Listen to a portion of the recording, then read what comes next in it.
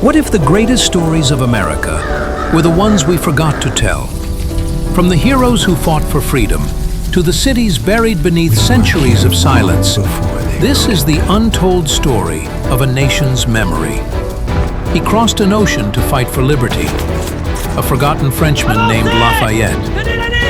Beside him stood black patriots who believed in a dream, even when that dream denied them. Beneath the forests and the dust lie the bones of civilizations that rewrote everything we thought we knew about the Americas. Lost cities mapped by light from the sky, empires erased, yet never truly gone. In 1945, a single spark could have turned New York to ash. Today, a clash in the Persian Gulf could set the world ablaze again. From the past we bury to the future we fear. These are the stories that define us, because history is only forgotten if we let it be. History is only forgotten. Timeless Tales presents America Forgotten.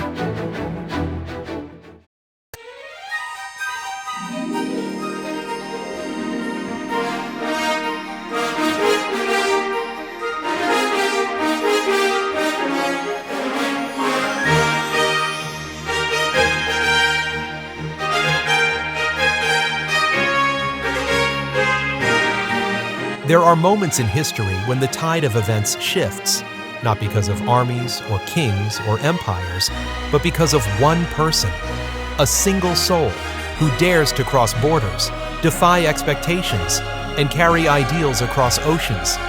Marquis de Lafayette was such a soul. Born into French nobility, he had every reason to stay, to remain safe, respected, and distant from revolution. But he chose differently. At just 19 years old, driven not by profit or power, but by principle, Lafayette left behind a world of privilege to chase a vision of liberty, not for himself, but for a distant people. His destination? A struggling group of colonies across the Atlantic, a place where freedom was still a dream, fragile, unfinished, uncertain. It was there that Lafayette would forge friendships, shape history, and become a hero not of one nation, but of two. This is not just a story of war and revolution. It is a story of idealism, sacrifice, and courage in the face of the impossible. So join me, Phileas Kronos, as we set sail through time and uncover the extraordinary life of the Marquis de Lafayette, hero of two worlds.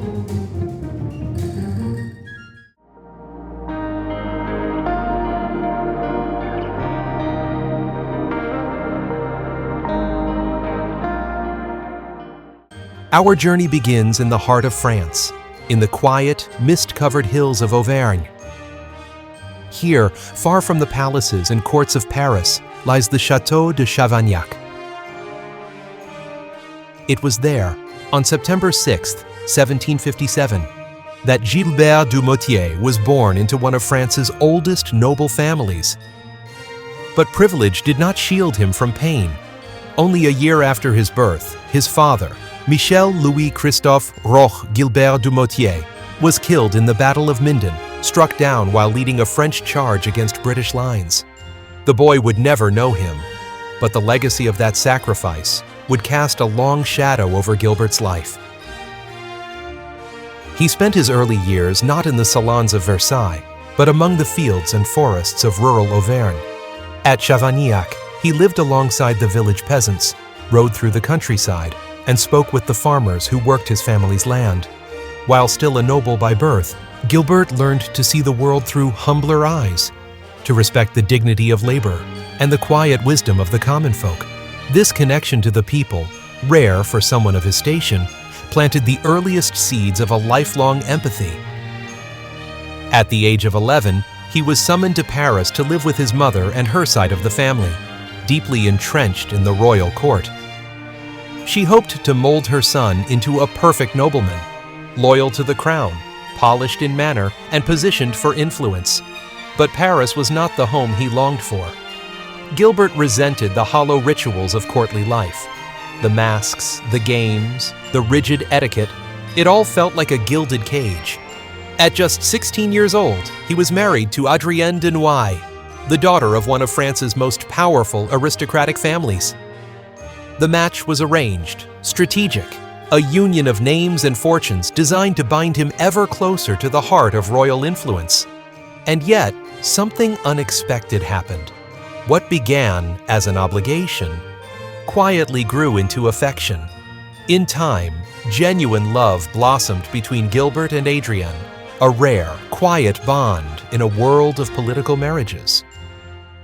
She would become his confidant, his partner, and his anchor through the storms of revolution that lay ahead. Still, the expectations of the court pressed down upon him. At one royal masquerade, a lavish event attended by princes and ministers, Lafayette found himself face to face with the Dauphin, the future king of France. Custom demanded he remain anonymous, but in a moment that would later seem almost prophetic, Gilbert deliberately let his mask fall. Whether by accident or intent, the message was clear. He would not play the court's games. He would not hide behind protocol. He would be seen, truly seen, and judged on his own terms. Some say that single gesture spared him a life of royal duty. He had revealed himself and quietly stepped away from a path others considered destiny. A year later, his mother passed away. Now an orphan, a husband, and heir to a vast fortune, the young Marquis stood at a crossroads, pulled between the weight of expectation and the whisper of something more. He found little meaning in silks and titles. What moved him were the stories of ancient republics, the philosophies of freedom, and the whispers, faint but growing, of revolution across the sea. Even before he had the words for it, he knew. He would not live the life that others had written for him. His path would not lead to Versailles, but towards something far greater and far more dangerous.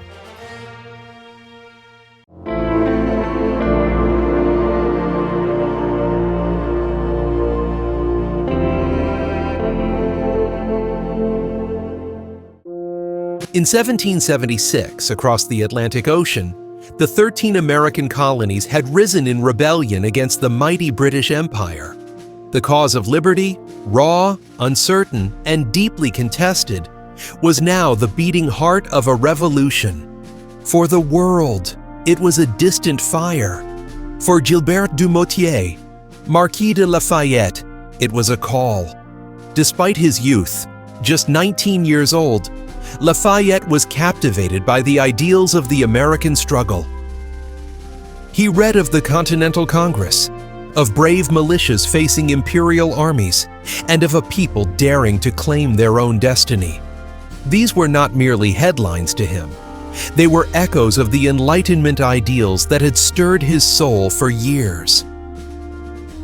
But to join the revolution meant defying his king, abandoning his post in the French army, and risking everything: his fortune, his title, his future. Still, Lafayette resolved to go. The path was not easy. The French government forbade him to leave, fearing war with Britain. They ordered his arrest. His ship was seized. But Lafayette was relentless. He purchased another vessel, La Victoire, and set sail in secret, leaving behind a pregnant Adrienne and a life of comfort, to pursue a cause far from his own homeland. After a storm-tossed voyage, he arrived in South Carolina in 1777 and made his way northward, determined to offer his services to the Continental Army. At first, the Americans were skeptical, another young aristocrat with no battlefield experience. But Lafayette's sincerity and willingness to serve without pay won them over. It was then that he met George Washington. From the moment they spoke, a powerful bond formed between the seasoned general and the idealistic French nobleman. Washington saw in Lafayette a reflection of his own hopes, and Lafayette saw in Washington the living embodiment of Republican virtue. Soon, Lafayette was commissioned as a major general. Though he held no direct command at first, he quickly proved himself in the crucible of battle. In September 1777, at the Battle of Brandywine, Lafayette rode into combat for the first time under fire. The British, under General Howe, had executed a flanking maneuver that caught the American forces by surprise. Amid the chaos, Lafayette galloped toward the fighting and took command of a faltering division. Despite having no experience commanding in such conditions, he rallied the troops and tried to hold the line. Musket fire crackled across the fields. Smoke and confusion enveloped the valley. Amid the retreat, a musket ball tore through Lafayette's leg. Bleeding and in pain, he refused evacuation. He ordered his horse forward, continuing to organize the defense until Washington himself arrived. Moved by his courage, Washington ordered that he be taken to safety. But by then, the young Frenchman had won the respect of his fellow soldiers. The Americans had seen his valor. He bled for their cause, and they would never forget it. Through the brutal winter at Valley Forge, Lafayette remained at Washington's side, helping to raise morale and secure vital support from France. He wrote letters home, urging French leaders to aid the Americans more decisively. His influence played no small role in bringing France formally into the war in 1778. But Lafayette's role was not just diplomatic, he was a soldier, a leader, and above all, a symbol. In the eyes of the American people, he became more than a foreign volunteer. He became one of them. In 1781, he commanded troops in Virginia, cleverly delaying British forces under Lord Charles Cornwallis, a seasoned British general known for his discipline, cunning, and harsh efficiency. Cornwallis had already led successful campaigns in the Carolinas and posed one of the greatest threats to the American cause. Ruthless and strategic, he sought to crush the rebellion in the South and split the colonies in two. Lafayette, despite being outnumbered, used quick maneuvers, ambushes, and strategic retreats to frustrate Cornwallis's advance. He avoided direct confrontation, drawing Cornwallis inland and buying precious time. His actions forced the British general to entrench his army at Yorktown, a move that would prove to be his undoing. When Washington and Rochambeau arrived with French and American forces, the trap was sprung. Cornwallis, now surrounded by land and sea, held out for weeks, but was ultimately forced to surrender on October 19, 1781. Lafayette stood not only as a witness to history, but as one of its architects. Cornwallis, once the terror of the southern colonies, had been brought to his knees. The war was not yet formally over, but Lafayette's part in it had reached its crescendo. He returned to France in triumph, hailed not just as a military hero, but as a bridge between two revolutions. And yet, deep inside, he knew the fight for freedom was far from over. But before we follow Lafayette deeper into the storm brewing in France, we must pause to remember a man whose name is far less known, but whose actions were no less heroic: James Armistead. Born into slavery in Virginia, James sought not just freedom for his country, but for himself. When the war reached its final stages, Lafayette enlisted his service, sending him deep behind British lines. There, Armistead posed as a runaway slave, gaining the trust of none other than General Cornwallis. What followed was one of the greatest acts of espionage in the war. Armistead fed false information to the British while secretly transmitting vital intelligence to Lafayette. His reports revealed enemy movements, supply lines, and the vulnerable position of Cornwallis's forces at Yorktown. With this knowledge, Lafayette and Washington were able to corner the British Army, a decisive maneuver that led to the surrender that ended the war. After the war, Lafayette championed Armistead's freedom, writing a personal letter to the Virginia legislature in his support. In gratitude, James Armistead added a name to his own: James Armistead Lafayette. The bond between the two men endured beyond the battlefield. Lafayette remained in contact with him, ensured his recognition, and never ceased to speak proudly of his service. He had risked everything and helped win a nation's independence.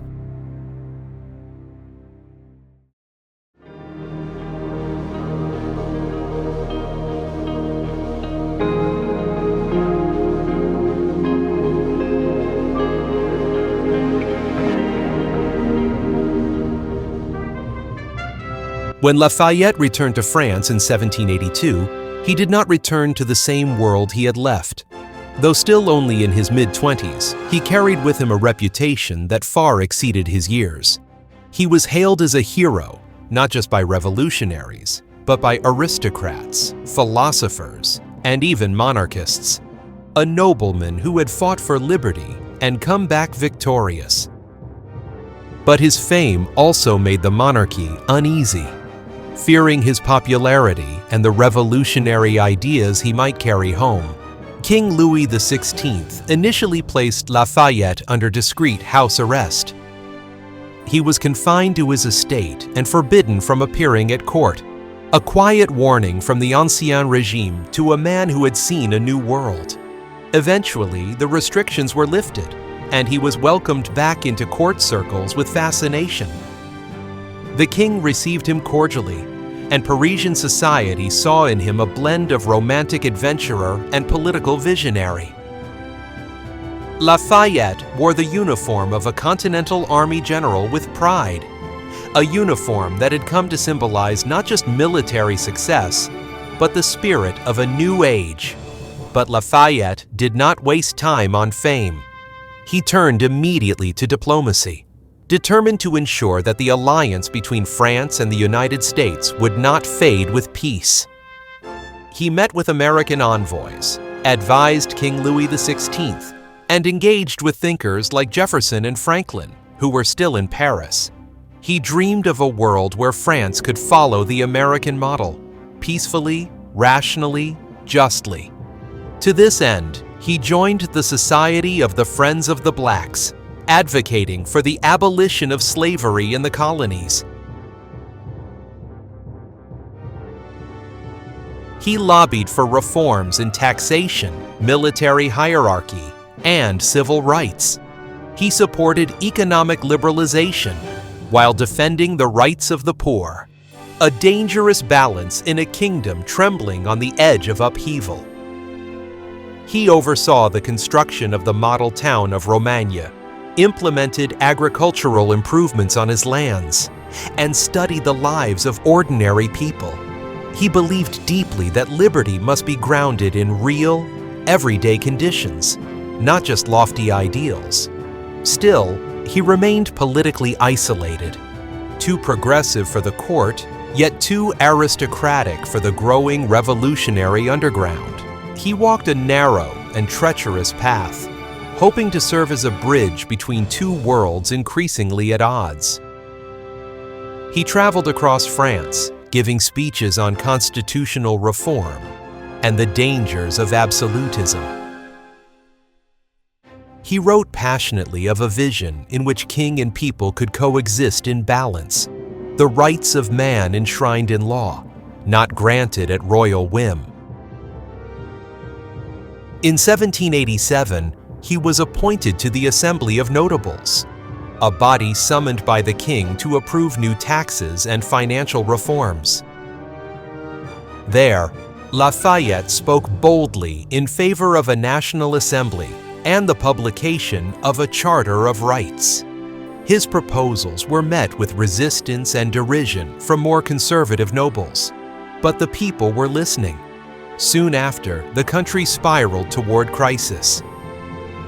Food shortages, skyrocketing bread prices, and crushing debt turned discontent into fury. In the cafes and streets of Paris, Lafayette's name was often spoken, sometimes with admiration, sometimes with suspicion.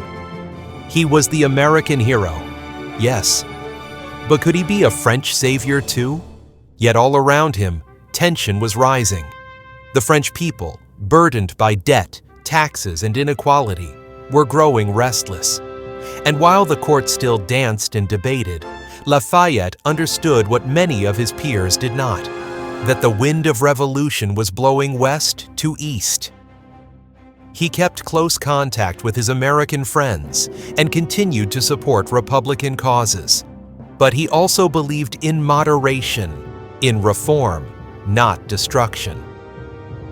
His greatest hope was to guide France through a peaceful transformation.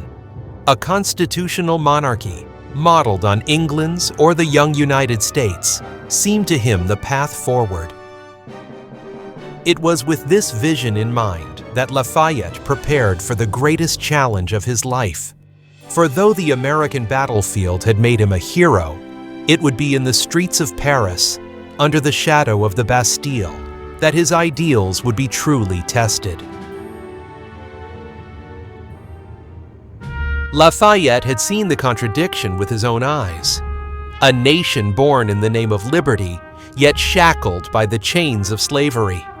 Even as the cannons fell silent after Yorktown, he could not forget those who had remained unfree. The fight for independence was not complete. Not while men and women were still bought and sold. Lafayette believed deeply and unwaveringly that slavery was incompatible with the ideals he had crossed oceans to defend. In letters to Washington, Jefferson, and other founding fathers, he urged them to take a moral stand, to end slavery and extend the promise of freedom to all. He purchased land in the French colony of Cayenne, modern-day French Guiana, where he attempted to establish a model plantation that would prove enslaved labor was not necessary. There, he freed the enslaved people under his authority and paid them wages, an early and radical gesture toward abolition. Lafayette's vision for America was one of true equality. He urged the young republic not to repeat the injustices of the old world. And though his voice did not change the course of American policy in his lifetime, it remained a voice of moral clarity. When he returned to America decades later, in 1824, he met with free black citizens, abolitionists, and veterans of the Revolution. Many had never forgotten his stance, nor his efforts to live the ideals of liberty not just on the battlefield, but in principle. Lafayette understood that freedom unshared was freedom incomplete.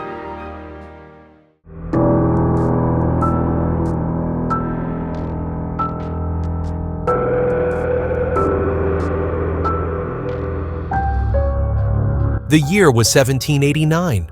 France stood on the edge of transformation or destruction. The Estates General had been called for the first time in 175 years. Bread riots echoed through the streets. The people were hungry, not only for food, but for justice. Lafayette, ever the moderate, had positioned himself in the middle of a growing storm.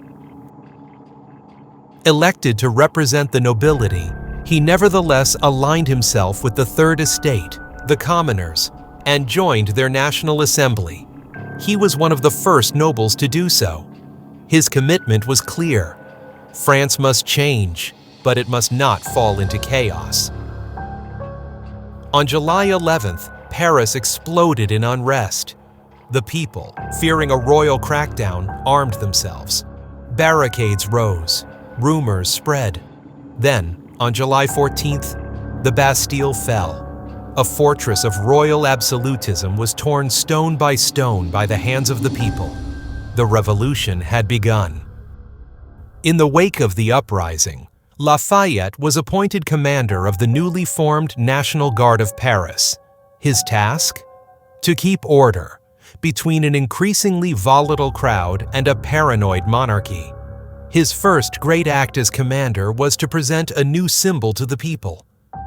The tricolor cockade, blue and red, the colors of Paris, were joined by white, the color of the king. It was a call for unity, a hope for reconciliation. The crowd cheered, but beneath the cheers, tremors ran deep.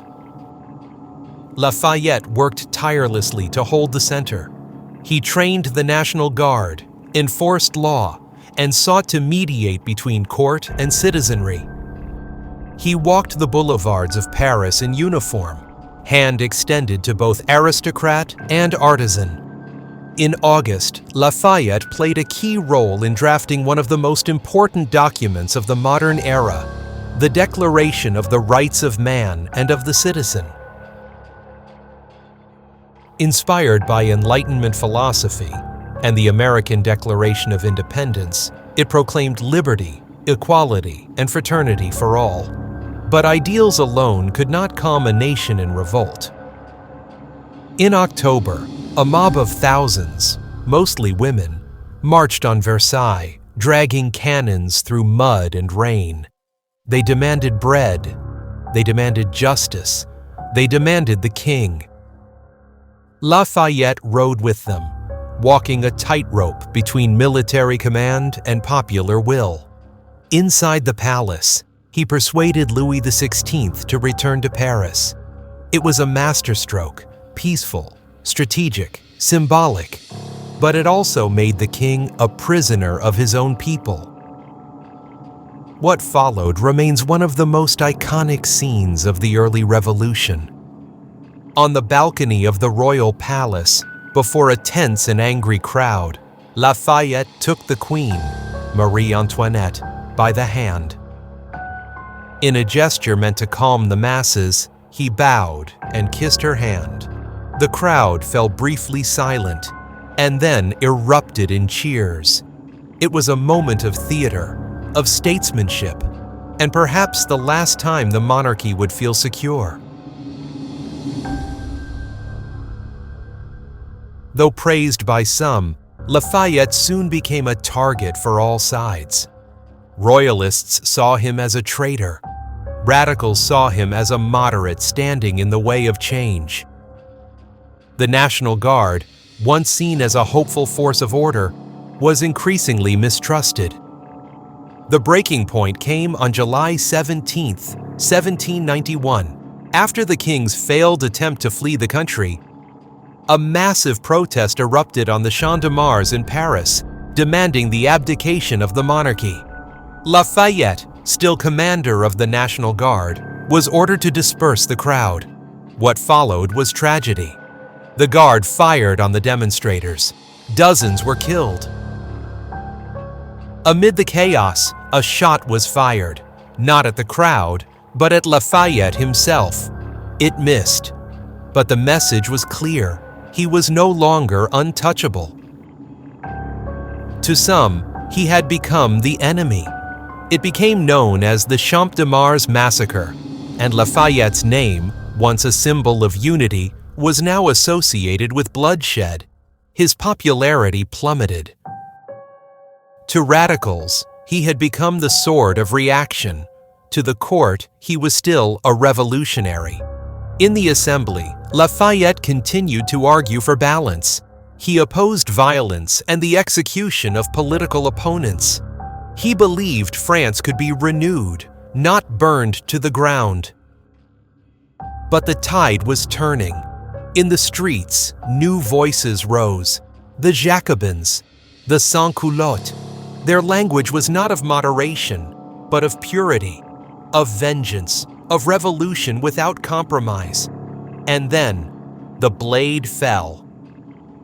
In 1793, King Louis XVI was led to the scaffold.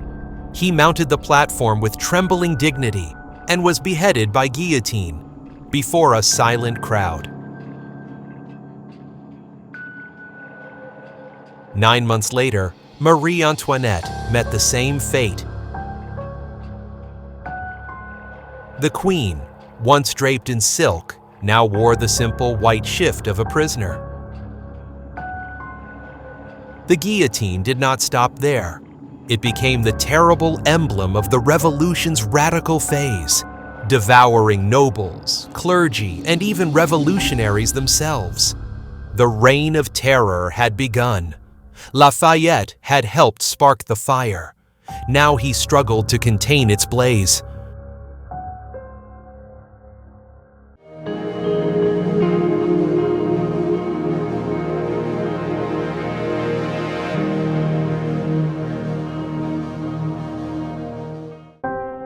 As France descended into chaos, Lafayette found himself increasingly isolated. His vision of a constitutional monarchy, of liberty without bloodshed, was crumbling beneath the weight of fanaticism. Branded a traitor by radicals and mistrusted by royalists, he made one final plea to preserve order.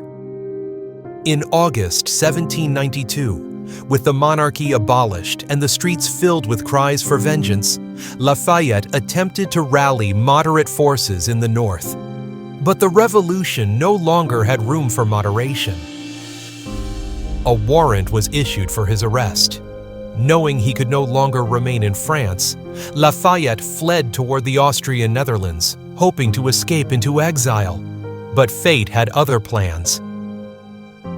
Crossing the border, he was captured, not by revolutionaries, but by monarchist enemies of the revolution. The Austrians, suspicious of Lafayette's Republican sympathies despite his noble birth, saw him not as a potential ally, but as a dangerous revolutionary. He was imprisoned without trial.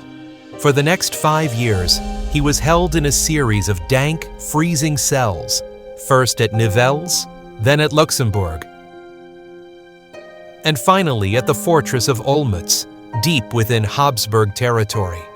His health deteriorated. He was cut off from his family, his friends, and the world, but not forgotten. His wife, Adrienne, pleaded tirelessly for his release, eventually joining him in captivity, bringing comfort and strength to his darkest days. In America, news of Lafayette's imprisonment stirred anger and sorrow. George Washington himself expressed deep concern. Even Napoleon, rising swiftly through the ranks of the French military, saw advantage in releasing Lafayette. In 1797, under pressure from multiple sides, the Austrians finally let him go. He emerged from prison weakened, but unbroken. Lafayette returned to a France utterly transformed. The monarchy gone, the revolution devoured by its own fury, and a new power rising, that of Napoleon Bonaparte. The age of kings and ideals had passed. Now came the age of generals. And yet, through all the pain, Lafayette held firm to his beliefs: liberty, equality, justice. He had sacrificed everything for those words. And though France no longer listened, history would. In 1824, decades after he first fought for her freedom, Lafayette returned to the United States, no longer as a soldier, but as the last living general of the American Revolution.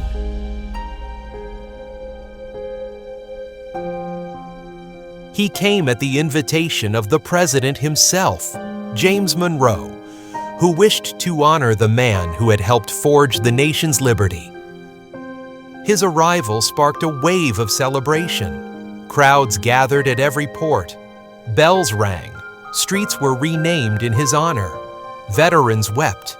Children learned his name. He was hailed not just as a guest, but as a founding brother.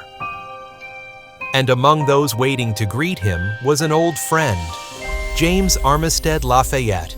Their reunion was quiet but powerful. Two men, once bound by war, separated by centuries of injustice, embraced again. James, once enslaved, now a free man. Lafayette, once an idealist youth, now an aged survivor. They held each other in silence, tears in their eyes. History had brought them together. Humanity had kept them close. Lafayette's American tour lasted over a year. He visited all 24 states. He stood once more at Yorktown. And everywhere he went, people cheered. Not just for the hero of two worlds, but for the ideals he still represented. When he died in 1834, Lafayette was laid to rest beside his beloved Adrienne, in American soil, in the land whose freedom he had helped win. The soil of his grave was covered with earth brought from Bunker Hill, so that even in death, he would lie in the heart of the revolution he helped to forge.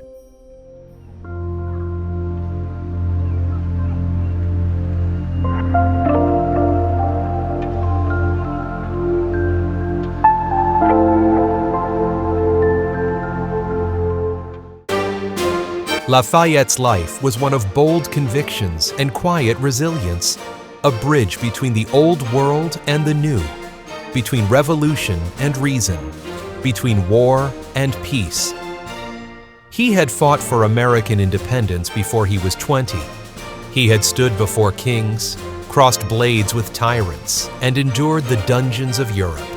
And yet, in the end, what endured most was not the battles he fought, but the values he upheld. Long after his death, Lafayette's legacy continued to inspire. Cities across the United States bear his name. Monuments stand in his honor on both sides of the Atlantic. Schools, ships, parks, and public squares celebrate the memory of the Frenchman who became an American icon. In France, his name is etched among the heroes on the Arc de Triomphe.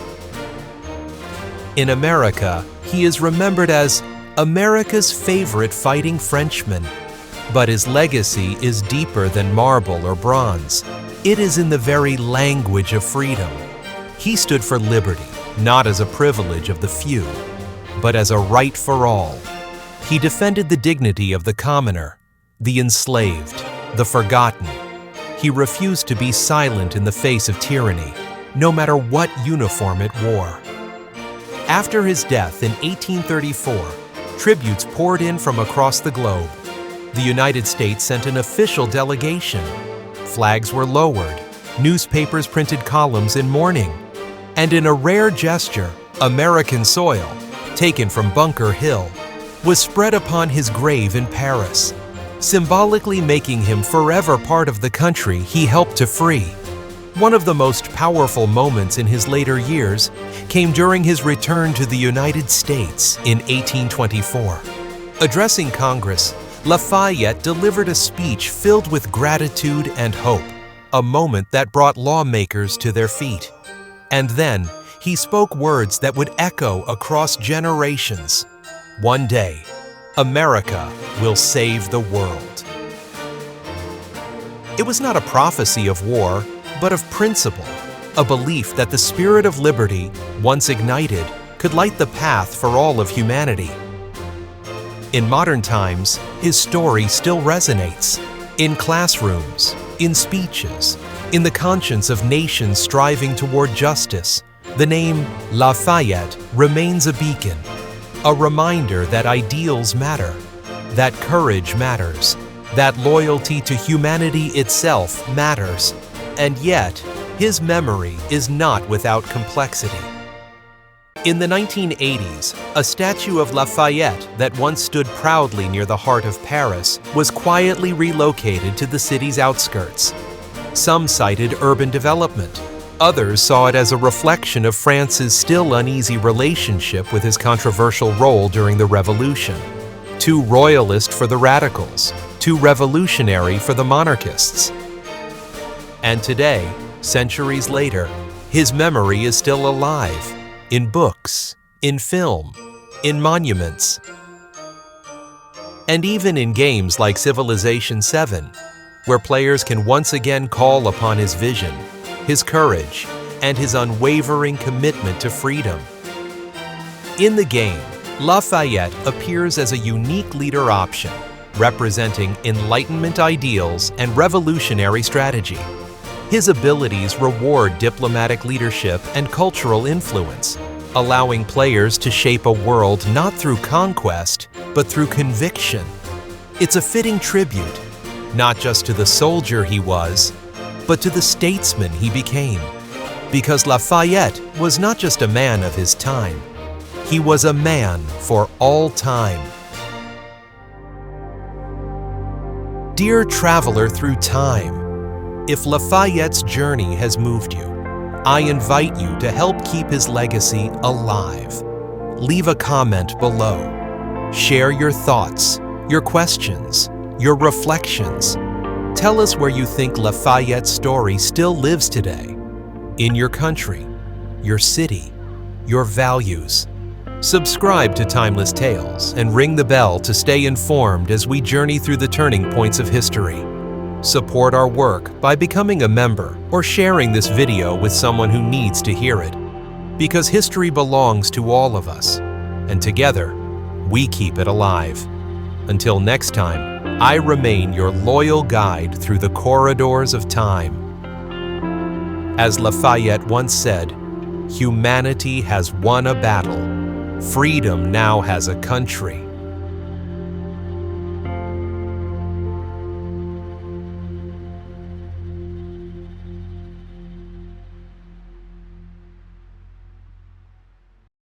They stood on the front lines of liberty, but were left out of the story. They bled for a flag that didn't wave for them, forgotten in textbooks, erased from monuments. But their fight was the first true test of American freedom. And now, their voices rise. This is untold history, the Black Patriots who fought for America. Stay with us until the end. There's a special 4th of July tribute waiting for you, plus an exclusive discount code. Wear their story. Remember their fight. Now, let's begin. Prologue: A nation built on silence. They fought for a country that did not see them as equals. They stood in muddy fields, marched with frost-bitten feet, and died beneath a flag that had promised liberty for others. Their names were not written in marble, their stories not taught in schools, their sacrifices not honored on the 4th of July. And yet, they were there. From the first blood spilled in Boston to the final victory at Yorktown, in a war that claimed freedom as its cause, thousands of black men risked everything for a dream they could not yet share. Some were free, most were not. They were promised liberty and often returned to chains. Their enemies wore red, but their struggle was also with the men in blue. Today, we remember them, not out of guilt, not out of pity, but because a nation built on silence must first learn to listen. This is not just black history. This is American history. And this is the untold story of the Black Patriots who fought for America. Let us begin where the revolution truly started, with the first man to fall.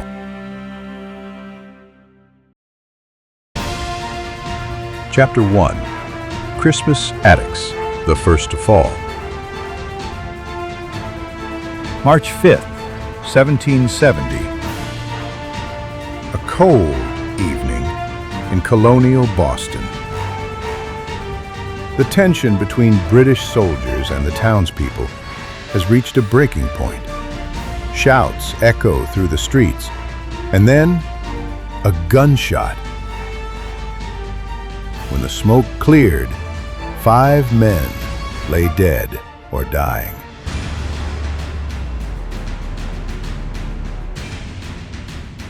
And the first among them was a man named Crispus Attucks.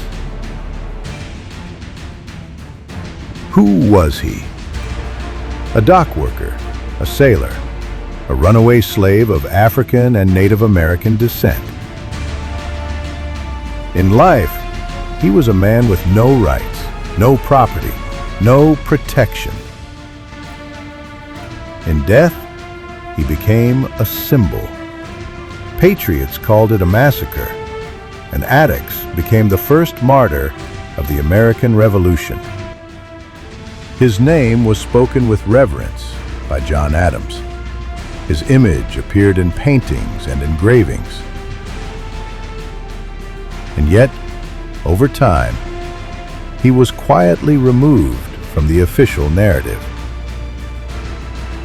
History remembered Paul Revere's ride, Samuel Adams' speeches, but not the black man who died so they could speak. Why was Crispus Attucks forgotten? Some feared what he represented, that the American fight for liberty began with a man who had never known it. Others believed he was too poor, too uneducated, too inconvenient, not a founding father, just a casualty. But make no mistake, Attucks was not a bystander. He stood in front of the crowd, defiant. He was the first to fall, not by accident, but by choice. His death lit a fire, and though his name faded from textbooks, it never faded from the memory of those who came after. Remember whose blood hit the cobblestones first. Let us now follow the soldiers who marched in Attucks's shadow. Chapter 2. Black Soldiers in Washington's Army. In 1775, George Washington took command of the Continental Army. But when he looked across the ranks, he saw a dilemma. Black men, free and enslaved, had already begun to enlist. The British had offered freedom to any enslaved person who joined their cause. In response, the revolutionaries hesitated. Liberty, but for whom? At first, Washington resisted. He barred enslaved men from joining, but the realities of war and pressure from the northern colonies soon forced his hand. By 1776, black soldiers marched, fought, and bled in nearly every major battle of the war. Some served for pay, others for a chance at freedom, all of them for a cause larger than themselves. In Rhode Island, an entire regiment of black soldiers was formed, the 1st Rhode Island, one of the few integrated units of its time. They held the line at Newport, braved the front at Yorktown. Historians later called them the bravest of the brave. But few know their names.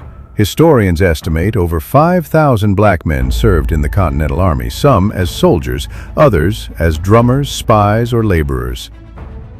They were part of the Revolution, but they would never fully be part of the nation. The promises were clear: serve and be free. But after the war, many were returned to their former owners. Some were sold across state lines, others simply disappeared from the records, like they had never existed. George Washington, the man who led them, personally enslaved more than 100 people during his lifetime. Even as he fought for freedom, he upheld the system that denied it. And yet, black soldiers returned home with heads held high. They had fought for an idea, even if that idea had not yet fought for them. Their service posed a question, one America has struggled to answer ever since. Can a nation built on freedom survive while denying it to so many? Next, we follow the quiet footsteps of a man who won a war, not with a sword, but with secrets. His name was James Armstead Lafayette. Chapter 3. James Armistead, Spy and Savior. He had no uniform, no musket, no statue in the town square, but without him, the war might have ended very differently. James Armistead, born into slavery in Virginia, denied an education, denied a future, and yet he would infiltrate the British High Command and become the secret weapon of the American Revolution. In 1781, Armistead volunteered to assist the Continental Army. With his owner's permission, he was placed under the command of the Marquis de Lafayette. His mission? To go behind enemy lines, not as a soldier, but as a servant. Invisible, overlooked, trusted. Armistead posed as a runaway slave. He gained access to the camps of Benedict Arnold, and later General Cornwallis himself. The British mistook him for a loyalist. He served food, cleaned tables, and listened. Maps, orders, numbers, timetables. Every night he slipped away and reported to Lafayette. He became a double agent, feeding the enemy false information while delivering the real truth to the Americans. His intelligence was crucial. It helped Lafayette trap Cornwallis at Yorktown. It set the stage for Washington's final victory. And yet, when the guns fell silent, Armistead returned not as a hero, but as a slave. The laws of Virginia were clear. Only soldiers were eligible for emancipation. Spies, servants, they were not counted. Lafayette intervened. He wrote to the Virginia legislature, spoke of Armistead's courage, his patriotism. And thanks to that effort, James Armistead finally received his freedom. In gratitude, he took a new name, James Armistead Lafayette. He lived out his life as a free man, a farmer, a husband, a father. History forgot him for over a century, but Lafayette never did. Two revolutions, American and French, forever linked by the bond between a general and a spy. In the next chapter, the war is over, but the promises made to Black Patriots are about to be broken. Chapter 4. Broken Promises. The war was over, the flag had been raised, and America was free. But not everyone. For the Black Patriots who had fought, spied, marched, and died, a different reality waited. The promises had been clear: serve, and you will earn your freedom. But freedom, it turned out, was a fragile thing. Many enslaved men were returned to their former owners. Some were sold again, this time farther south to harsher lands. Others simply disappeared into silence. In the North, a few states honored the promise. They passed laws to grant freedom, but it was slow, uneven, and incomplete. In the South, those promises vanished entirely. Legislatures reversed emancipation. Claims were denied. Contracts ignored. Some slaveholders sued to take back black veterans, men who had risked their lives for independence. Their reward? Shackles. For the new nation, liberty was a narrow road, and Black Patriots were pushed off it. Even those who had fought for the British seeking the same freedom were betrayed.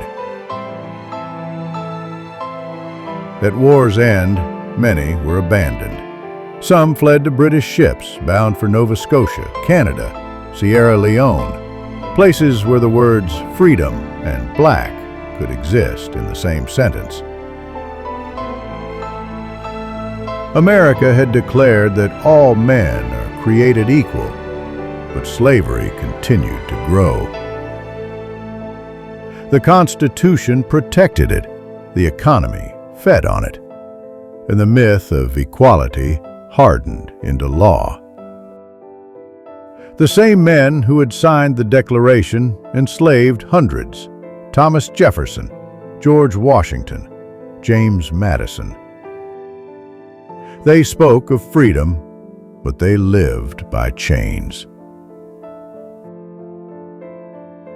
The Revolution was over, but the contradiction at its heart had just begun.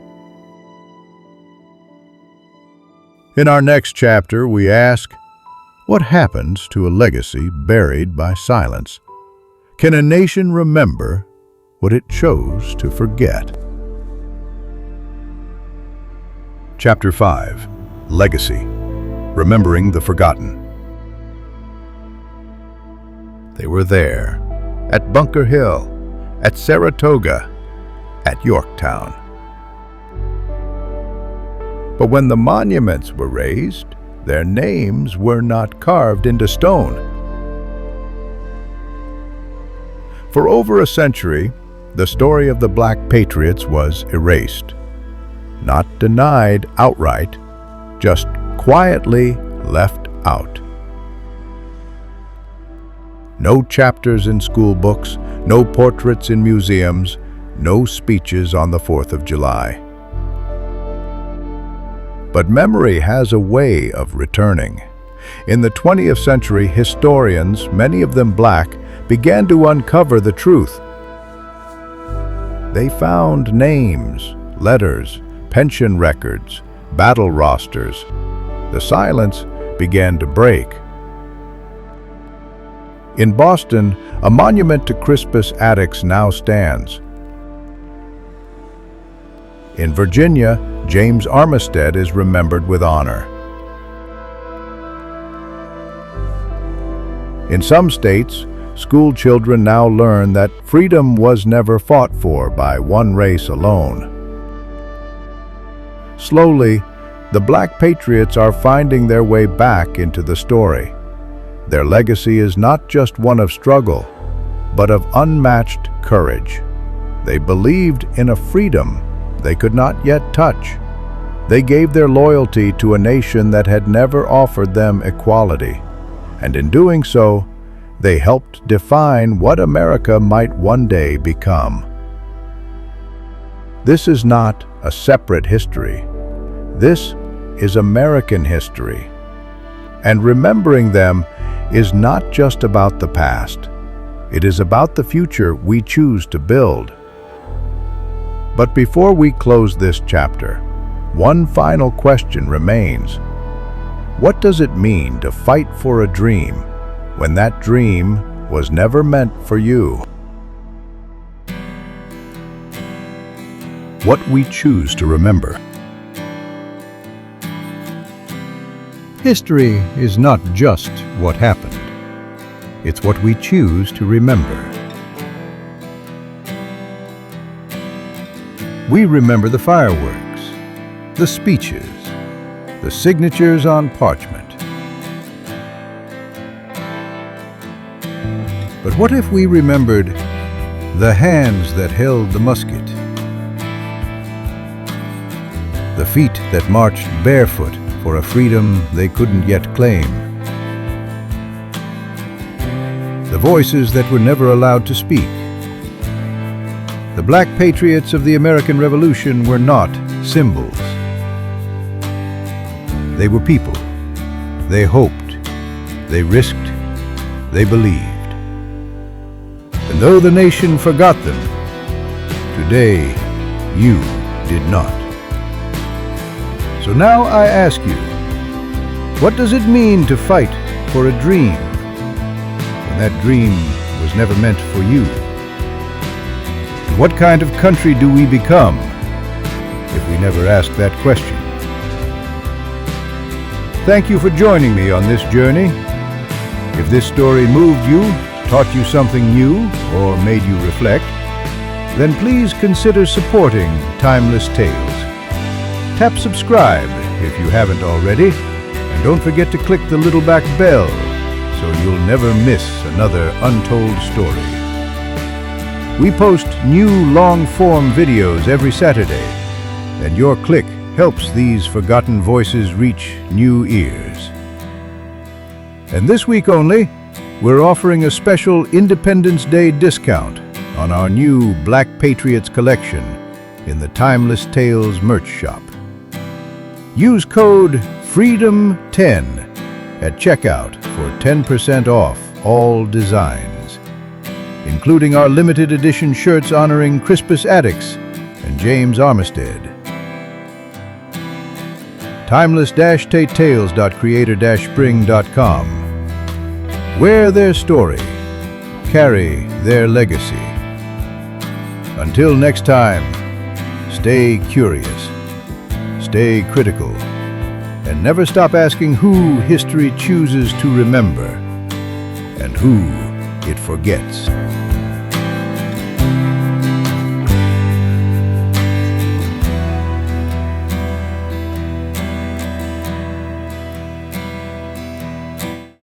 What if the greatest nation on earth built its story on a lie?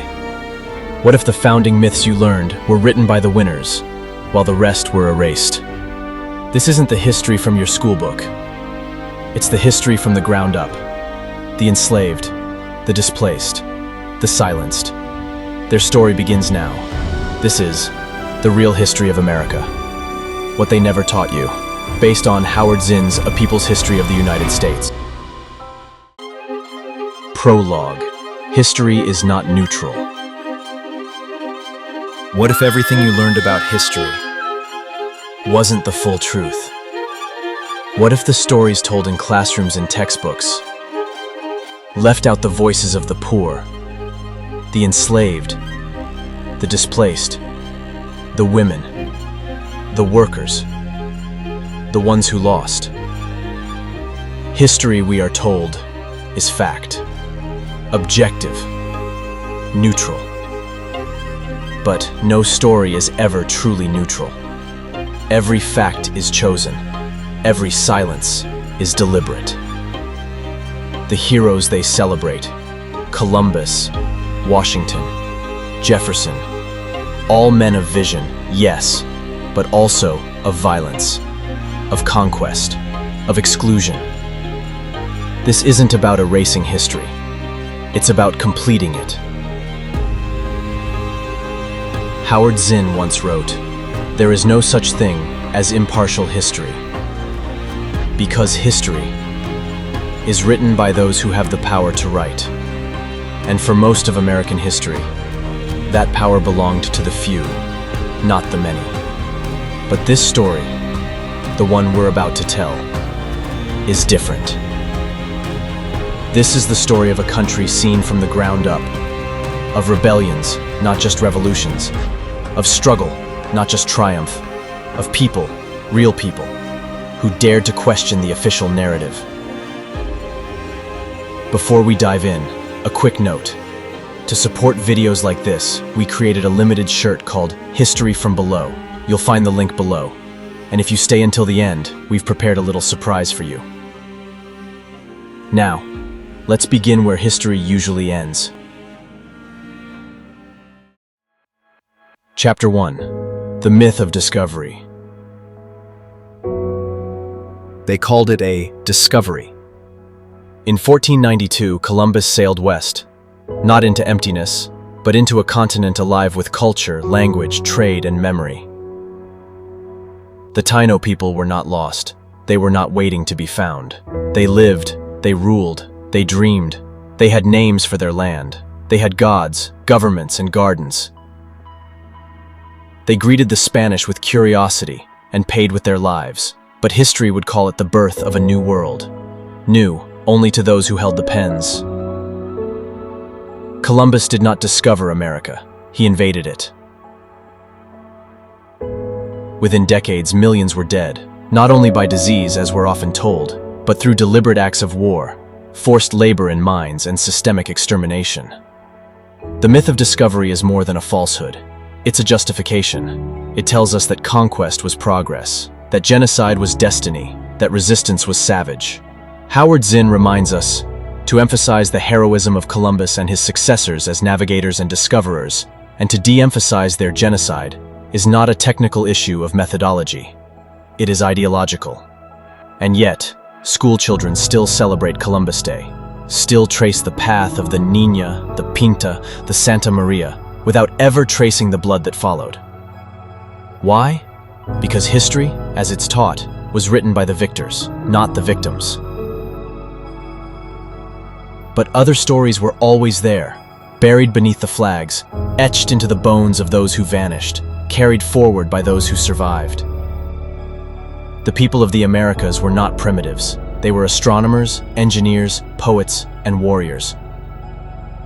The Aztec capital of Tenochtitlan had running water before London did. The Iroquois Confederacy inspired parts of the U.S. Constitution. The Inca carved cities into mountains and recorded history on knotted strings. To call this a land discovered is to deny its brilliance. This chapter is not about erasing Columbus. It's about seeing who was erased because of him. Let us begin with the truth. America was never discovered. It was taken. And the people who lived here deserve to be remembered. Their descendants walk among us, and their stories are not over. Chapter 2. Founding Fathers. Freedom for whom? 1776. A revolution declared in the name of liberty. We hold these truths to be self-evident, wrote Thomas Jefferson, that all men are created equal. But who exactly was all men? Not women, not the enslaved, not the poor without land, not the indigenous nations being pushed westward. The Founding Fathers spoke of freedom, but built it atop structures of exclusion. More than 40 of the 56 signers of the Declaration of Independence owned slaves. The Constitution, often described as sacred, was crafted by elites, wealthy, white, and male, to protect property, not people. Howard Zinn reminds us, the Constitution was a compromise between slaveholding interests and Northern capital. The document guaranteed liberty for some and silence for the rest. In Philadelphia, freedom rang in the halls of Congress, but in the fields of Virginia and Georgia, it was silenced by the crack of a whip. Jefferson, the author of Liberty, enslaved over 600 people in his lifetime. And when he wrote about life, liberty, and the pursuit of happiness, he excluded the very people who built Monticello by hand.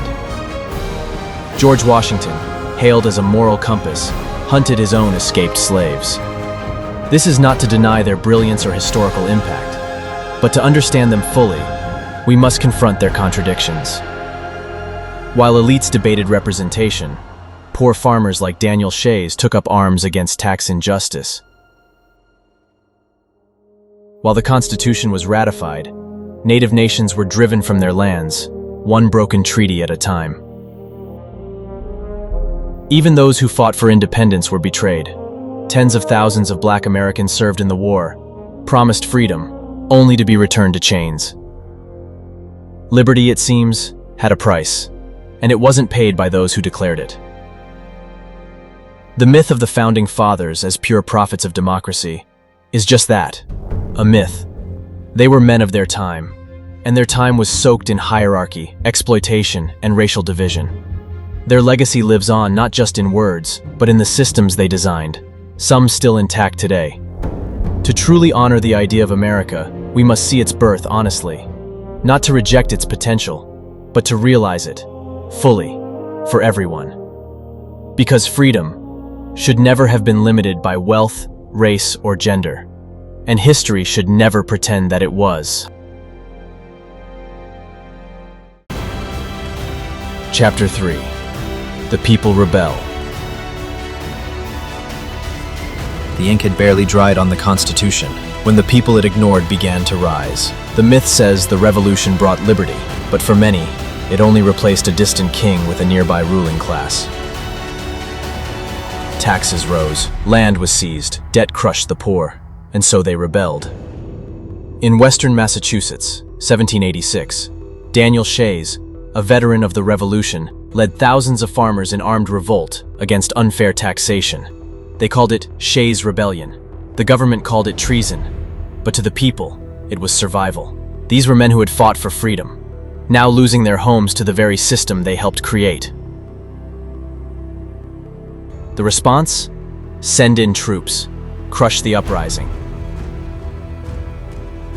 Howard Zinn writes, "The Constitution was written to strengthen the economic position of the elite, not to empower the people, and the people knew it."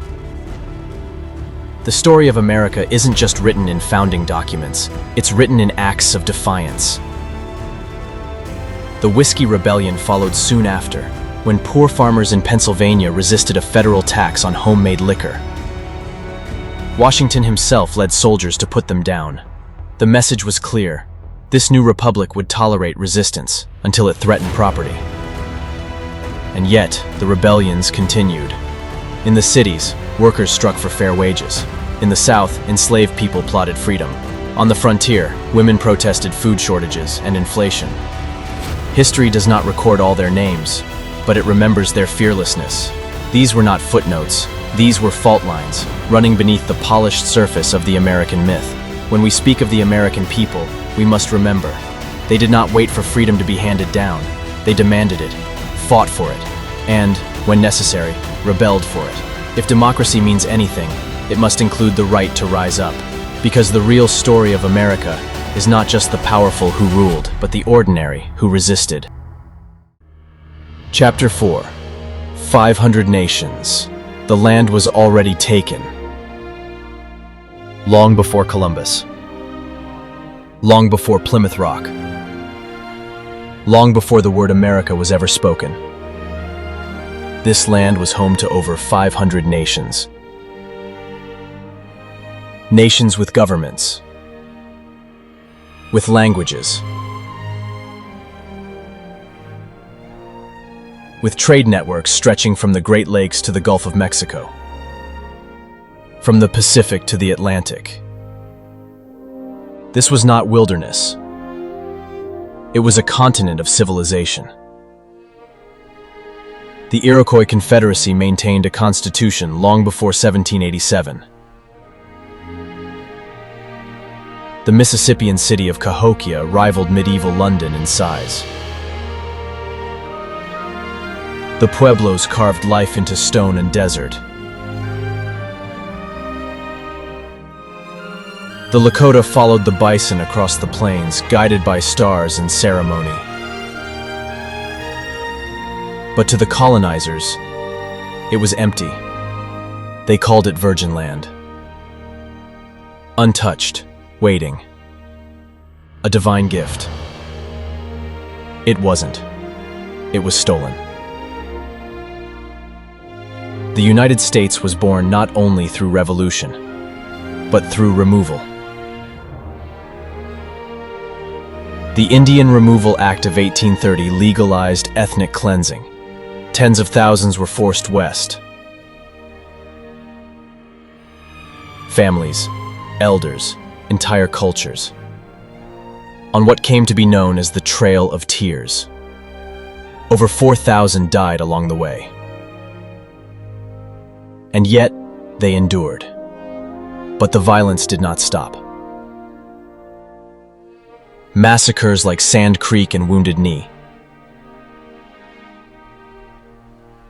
Reservations imposed like prison camps. Children taken to boarding schools, their languages, names, and spirits stripped away.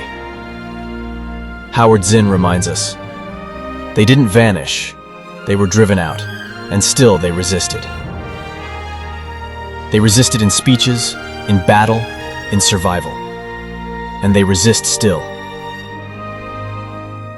From Alcatraz in 1969 to Standing Rock in 2016, the struggle continues, not just for land, but for memory. To call this a discovery is to erase what came before. To call it progress is to ignore who paid the price. The myth of the vanishing Indian was not a misunderstanding. It was a policy, a strategy to silence the first Americans so that the new America could pretend to be pure. But they are still here. 500 nations may have been scattered. Their stories are not lost. They live in the rivers and mountains, in the songs and ceremonies, in the faces of descendants who walk this land with pride and pain. America was never discovered. It was already home. And that home was taken by force. To tell the real history of the United States, we must begin by honoring those who were here first and those who never left. Chapter 5: Empire by Other Means. After the Revolution, the United States was born as a republic, but it quickly began to behave like an empire. Not with crowns or scepters, but with expansion, occupation, and war. They called it manifest destiny, the belief that the US was chosen to expand from sea to sea. But who chose, and who paid? In 1846, the US provoked a war with Mexico. The goal was land. The result was conquest. By 1848, the US had taken nearly half of Mexico's territory. What would become California, Texas, Arizona, New Mexico, and more. Howard Zinn wrote, "The Mexican War was not a war for freedom. It was a war for real estate, and it would not be the last." By the turn of the 20th century, the US turned outward, toward empire across oceans. The Spanish-American War was sold as liberation, but what followed was occupation. In the Philippines, American soldiers fought a brutal insurgency against a people who had already declared independence. Over 200,000 Filipinos died, many in massacres, starvation camps, and scorched earth campaigns. Cuba was promised freedom, but remained under US control for decades. Puerto Rico became a possession. Its people, citizens without full rights. Hawaii's monarchy was overthrown by US businessmen, with Marines standing by. Empire had a new name, Protectorate. The language of conquest changed, but its violence remained. And then came Vietnam, framed again as freedom versus tyranny, but in truth, a colonial struggle, with America replacing France. Napalm, Agent Orange, My Lai. Thousands of American soldiers dead. Millions of Vietnamese civilians gone. Howard Zinn, who served in World War II, opposed this war fiercely. He said, "There is no flag large enough to cover the shame of killing innocent people." Across decades, the US claimed it was spreading democracy, but it was also securing markets, controlling resources, and suppressing dissent. Empire was no longer a distant British idea. It was American. Today, the US has hundreds of military bases around the world. It calls them defense. But to many, they feel like occupation. This chapter of history is not closed. It continues in drone strikes, in coups, in silent wars few remember. A nation born in revolution became an empire by other means. And if we are to understand who we are, we must ask, at what cost was power gained? And who paid the price? Chapter 6: The Color Line. From the very beginning there was a line, drawn in law, etched into skin, and enforced with violence. W.E.B. Du Bois called it the defining problem of the 20th century, the color line. But it began much earlier. In the early 1600s, Africans were brought to the colonies, not as workers, but as property. Slavery became the foundation beneath the wealth of the South and the commerce of the North. Cotton, sugar, tobacco, entire economies built on stolen labor. This was not incidental, it was structural. Howard Zinn wrote, "Racism was not natural, it was created to justify the cruelty of inequality." Even after abolition, the color line remained. The Civil War ended slavery, but not white supremacy. With Reconstruction came a brief, fragile hope. Black men voted, held office, built schools and churches, tasted freedom. But that freedom was short-lived. White backlash surged. The Ku Klux Klan rose. Southern elites retook power through terror and law. Jim Crow was born, a system of segregation and control. Water fountains, buses, schools, cemeteries, divided by race. But also wages, justice, safety, life expectancy. To be black in America was to live under constant surveillance and constant threat.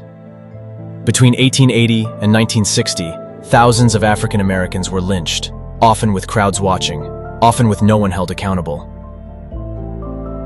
This was not just racism, it was public spectacle, a warning. But still, they rose. Rosa Parks refused to move. Martin Luther King Jr. marched into jail. Fannie Lou Hamer demanded to be heard. Civil rights was not a moment. It was a movement, paid for in blood and fire. Howard Zinn reminds us, the cry of law and order has often meant keeping black people in their place. And even after laws changed, after Brown v. Board, after the Civil Rights Act, the color line adapted. New forms of control emerged: housing discrimination, voter suppression, the war on drugs, prison pipelines. The uniforms changed, the logic remained. And yet, the fight continues. From Ferguson to Minneapolis, from Colin Kaepernick to grassroots organizers you've never heard of. Because the color line was not erased, it was inherited. To understand American history, you must follow that line, not just in laws or headlines, but in every opportunity denied, every voice silenced, every life cut short. It's not just a past to reckon with, it's a present to confront. Chapter 7: Women, Workers, and the Forgotten Majority. American history is often told through the actions of great men, but most of the people who built the country were never granted a statue. They were women who raised families, plowed fields, typed reports, stitched uniforms, and were denied the vote for over a century. They were workers, miners, mill hands, seamstresses, railwaymen, whose names never appeared in history books. They were the majority, but treated like the footnotes. In the 19th century, the Industrial Revolution changed everything, except the value of the worker. Children worked 12-hour shifts. Women earned half the wages of men. And laborers who demanded justice were met with batons and bullets. Howard Zinn wrote, "The history of any country, presented as the history of a family, conceals fierce conflicts of interest." In 1911, 146 garment workers, mostly immigrant women, died in the Triangle Shirtwaist Factory fire. Why? Because the doors were locked to prevent theft. They burned alive behind padlocks and profit margins. But they were not the only ones. The Pullman strike, the Haymarket affair, the coal miners of West Virginia, the farm workers of California, the auto strikers in Flint. Across every state and decade, the struggle for dignity has been fought on picket lines and factory floors. And then there were the women. Susan B. Anthony, Ida B. Wells, Sojourner Truth, Emma Goldman, Dolores Huerta. Some marched with banners, some with typewriters, some with fists. They fought not just for the vote, but for safety, autonomy, and recognition. Still today, their stories are too often sidelined, their impact minimized, and yet progress was made, not because power handed it down, but because people rose to demand it. The New Deal, the minimum wage, the 8-hour workday, Social Security, paid maternity leave in some states, each won by pressure, not permission. Today, the struggle continues. The gig economy has eroded security. Essential workers are still underpaid and overworked. Women still face pay gaps, violence, and invisible labor. Howard Zinn reminds us, the memory of oppressed people cannot be taken away. It is in their songs, their stories, their spirit. To tell the real history of America is to tell the story of those who were told to stay silent and spoke anyway. Those who were told they didn't count, but kept showing up. They are not the exception, they are the rule. They are not forgotten, not here. Chapter 8. The People's War. World War II is often called the Good War. The war of democracy versus fascism, of freedom versus tyranny. But Howard Zinn challenges us to ask, whose war was it, really? After the attack on Pearl Harbor, millions enlisted. Factories roared. Ration books circulated. The country united, at least in appearance. But beneath the surface, there were contradictions. Black soldiers served in segregated units, forced to fight for freedom abroad while being denied it at home. In 1942, over 120,000 Japanese Americans were rounded up, stripped of property, and placed in internment camps without trial. Their crime? Their ancestry. Howard Zinn wrote, "Racism was an undeniable part of the war effort. The enemy had yellow skin, and that was enough. And while soldiers risked their lives, corporations profited. Weapons makers saw record profits. Labor was pushed to the brink, and when workers demanded fair conditions, they were told striking was unpatriotic. Meanwhile, the bombs fell. In Europe, in Asia, and finally, on Hiroshima and Nagasaki, 2 atomic bombs. Over 200,000 civilians dead. Zinn, who flew bombing missions during the war, later said, "I came to believe there is no such thing as a clean war." Even the war's end was complicated. Allied forces allowed colonial empires to return, in India, in Indochina, in Africa. The promise of global freedom was delayed, or denied. At home, the GI Bill transformed lives, but often excluded black veterans. Housing, education, jobs, distributed with bias, deepening inequality that persists to this day. Was World War II necessary? Perhaps. But was it noble in every act? That is a harder question. Zinn reminds us, even in the most just wars, injustice thrives beneath the surface. This chapter is not about dishonoring those who served. It's about expanding the frame, seeing the war not just from the White House or the battlefield, but from the camps, the streets, the picket lines, and the shadows of bombs. Because even the good war was not equally good for all. Chapter 9. From Reagan to the New Gilded Age. By the 1980s, the American dream had a new spokesman. Ronald Reagan. With charm, optimism, and a polished script, he declared that government was the problem. Not inequality, not racism, not corporate power. He promised prosperity through deregulation, trickle-down economics, and freedom from taxes. But who reaped the rewards? While the rich got richer, unions were broken, wages stagnated, and the social safety net was slashed.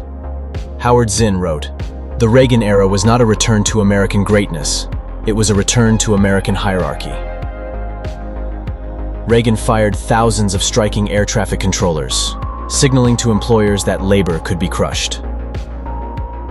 Cities were left to crumble, mental health services gutted.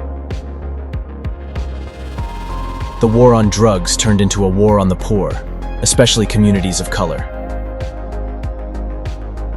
Mass incarceration soared, private prisons profited, and the free market became a sacred myth.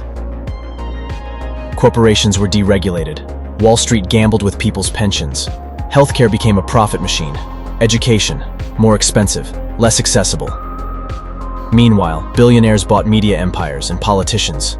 Democrats, too, moved rightward.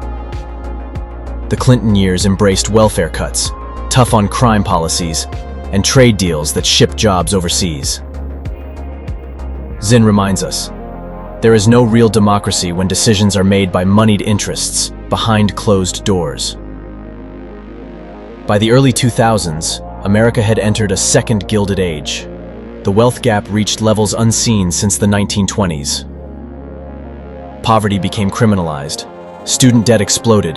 Healthcare costs devoured paychecks. Yet the myth persisted. If you're struggling, it's your fault. And while mainstream politics offered soundbites, millions searched for alternatives. Movements like Occupy Wall Street, Black Lives Matter, #MeToo, and climate strikes signaled that dissent was alive. But the institutions were slow to respond. America was still a democracy, but one with unequal access to power. Votes mattered, but so did campaign donations, algorithms, and lobbyists. Zinn called this moment not a crisis of politics, but a crisis of participation. If this is the new Gilded Age, then the question isn't just who has the gold, it's who is writing the story. Because the dream of America cannot survive on inequality and illusion and silence. To move forward, we must look honestly at how we got here and who paid the price for someone. Chapter 10. Who owns the future of history? History is not just about the past. It is a battle for the present and a blueprint for the future, because the stories we tell shape the world we build. In the United States, history has long been a battlefield. Who gets remembered? Whose faces are carved in stone? Whose names appear in textbooks? And whose are left out? Howard Zinn challenged the official narrative. He asked, what happens when we tell history from below? From the viewpoint of slaves, workers, women, and dissidents, the answer is power. Because when people know their history, they start to question. And that makes those in power uncomfortable. Today, across America, books are being banned, curriculums rewritten, words like race, class, and gender branded as divisive. But divisive to whom? Zinn's own book, A People's History of the United States, has been banned in school districts. Politicians call it anti-American. But maybe what they fear is that it's too American. To teach honest history is not to shame a nation. It is to strengthen it. It is to tell the truth, so that future generations are not bound by the same lies. But the battle continues. Tech companies decide what we see. Algorithms rewrite what we remember. Museums are defunded. Academic freedom attacked. Truth itself becomes partisan. And yet, across the country, people resist. Teachers sneak banned texts into classrooms. Artists reclaim forgotten heroes. Families pass down stories erased from the official record. Howard Zinn reminds us, you can't be neutral on a moving train. To stand aside in the fight over history is to choose the side of silence. The future of history doesn't belong to politicians, or publishers, or platforms. It belongs to the people who live it. To you. What will they say about us years from now? That we chose comfort over truth? Or that we remembered what was forgotten, reclaimed what was stolen, retold what was silenced? Because the past is not dead. It speaks. And we must decide whether to listen. Epilogue. What side are you on? We have walked through a different version of American history, not one of perfect heroes and destined triumphs, but one of contradictions, conflicts, and courage from below. From Columbus to the color line, from rebellion to resistance, from empire to erasure. This is not the history found in monuments. It is the history carried in bones, in memories, in protest songs and whispered truths. Howard Zinn did not claim to have the only truth, but he believed in questioning the official story. He believed that democracy is not inherited, it is practiced. So now we ask, what side are you on? Are you with the silence of textbooks or the noise of the streets? Are you with the victors or with those history tried to forget? History is not a fixed tale. It is a story we shape with every decision. You shape it. Every time you speak up, every time you question, every time you choose truth over comfort. Howard Zinn reminds us, the most revolutionary act one can commit in our times is to tell the truth. To help us keep telling stories like this, we've created a limited merch collection. It's more than merchandise. It's a statement. You'll find the link below. If you've made it this far through history, don't let the story end here. Like, if you believe the past still speaks, comment to share your voice and challenge ours. Subscribe and ring the bell, so you never miss a tale that time tried to forget. And for those seeking even deeper truths, join our channel as a member and unlock exclusive content, behind-the-scenes insight, and early access to future chronicles. History belongs to those who remember, so let's remember together.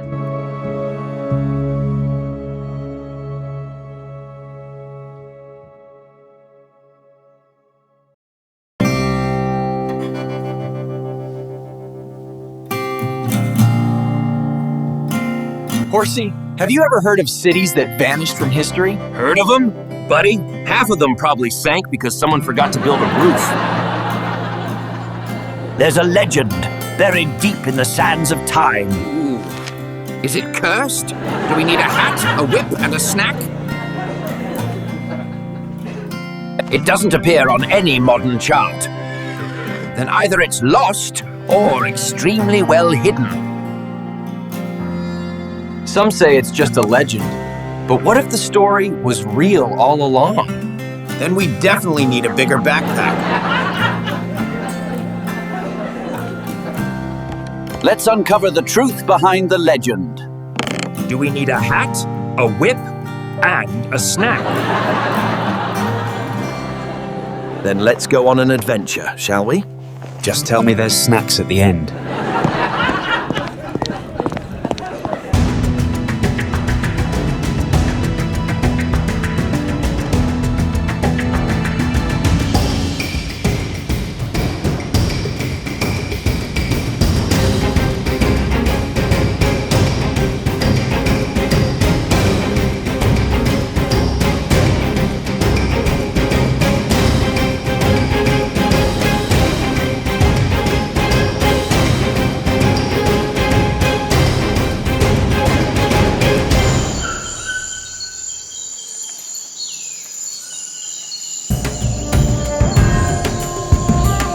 Made it.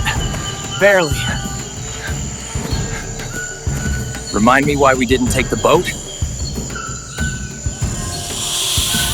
If you're enjoying the journey so far, why not leave a like? And get ready, there's bugs ahead.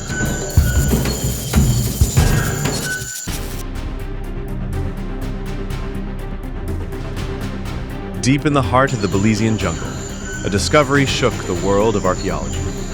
In 2024, researchers at the ancient Maya city of Caracol uncovered a royal tomb. Untouched, undisturbed, and older than many had imagined. It wasn't buried in a towering pyramid, but beneath a modest residential platform. Yet inside, the remains of a king. A king living under the neighbors? So much for royal treatment. Buried alongside the ruler were jade ornaments, obsidian blades, and elaborate ceramics. But more surprising than the grave goods was the date. The tomb was sealed over 1,500 years ago, long before Caracol's peak as a mighty city-state. And that changed everything. Basically, they found out the party started way earlier than the historians thought. And this king? Probably one of the first big shots in the region. Karakol, once overshadowed by sites like Tikal, suddenly looked like a major player, perhaps even the birthplace of a dynasty. And all of that, hidden for centuries beneath vines, roots, and soil. You know what they say, never underestimate what's under your feet, or under several tons of jungle. We've got something. Ancient ceramic. Oh, that's my coffee mug. You buried it last week. Teotihuacan, a sophisticated, expansive empire. Sounds more like a crunchy jungle snack, if you ask me.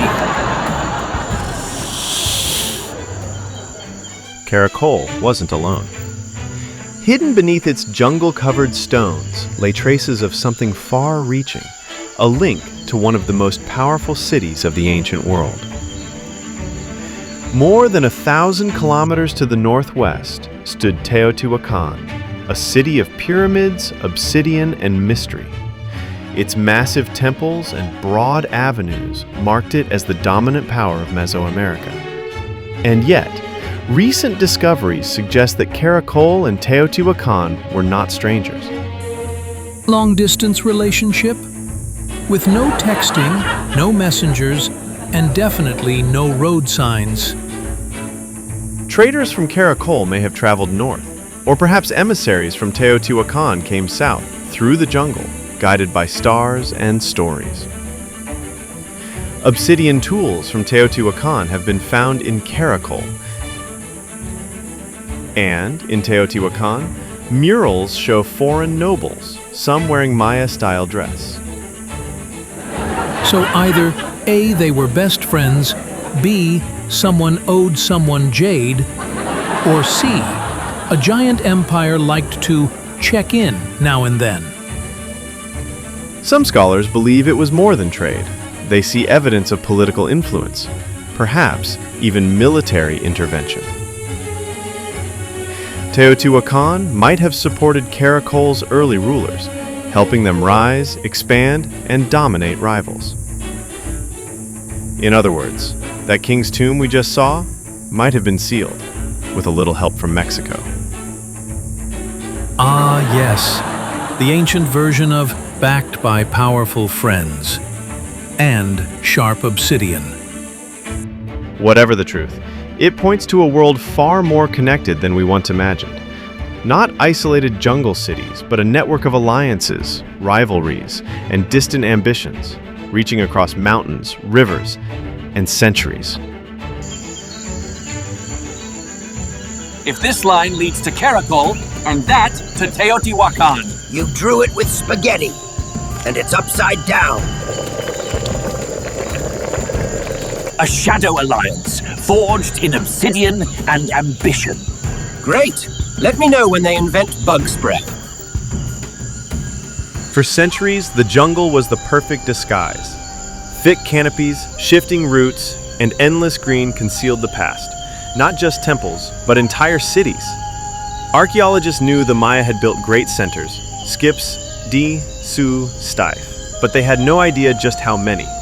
That changed with a single beam of light. Oh, I know this one.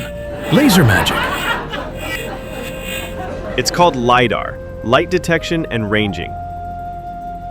By scanning the terrain from above, even through dense vegetation, LIDAR reveals what the eye cannot see.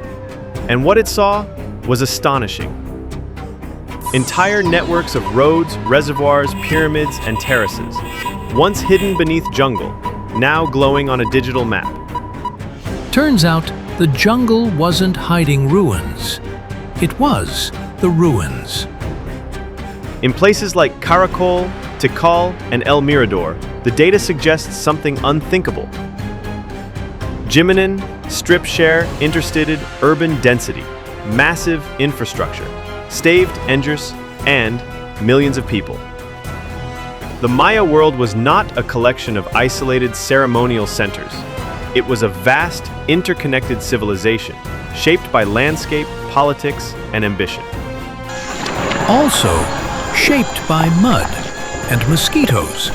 Let's not forget the real heroes of history. We're only beginning to understand what lies beneath the trees. The jungle didn't erase history. It preserved it, quietly, patiently, until we were ready to see it.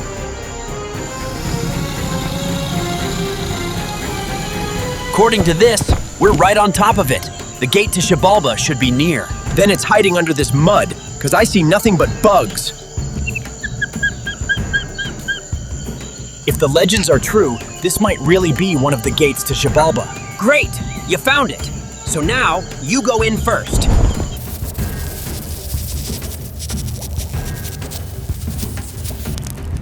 Look at these markings. They match the codices. This wasn't just a cave. This was a ritual path. If you want to see what's down there, you'd better subscribe now. Yeah! Click first, scream later. The Maya didn't just build cities. They built cosmologies. And at the center of that cosmology was a place you didn't want to end up. Let me guess. It had a cheerful name like Land of Eternal Sunshine. Close. It was called Xibalba, the place of fright. Knew it. According to the sacred Popol Vuh, Xibalba was a vast underworld ruled by death gods like Hun Kame and Vukub Kame. Souls had to pass through rivers of blood, chambers of fire, and rooms filled with razor blades. Not exactly paradise. Wow, and I thought Monday mornings were bad. But here's the strange part.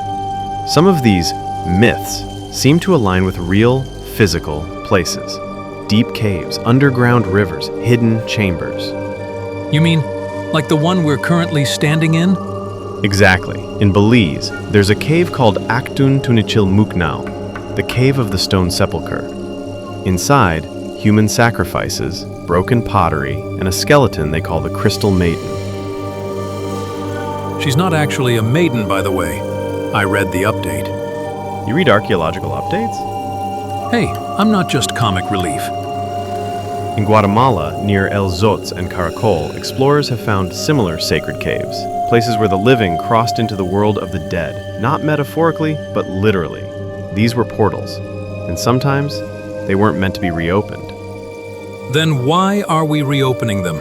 Even Teotihuacan, far to the north, had legends of 7 ancestral caves called Chicomotztoc, places of origin and return. LIDAR scans even suggest entire city layouts aligned with underground features. That's actually kind of cool. Creepy, but cool. Of course, we must be careful. Myths aren't blueprints. They're mirrors of belief, memory, fear. But for the ancient Maya, Xibalba wasn't just a story. It was real, and it might still be waiting. And if you thought this chapter was unsettling, wait until you see what lies beneath the next one. Spoiler alert, it hisses.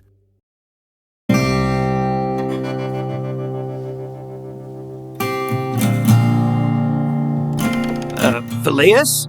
If there's a curse on these old paper rolls, now's the time to tell me. It's just forgotten history. See these lines? They come from a world no one shouldn't know. Is that a sea monster? Or just really bad weather? This map shouldn't exist. Let's find out, shall we?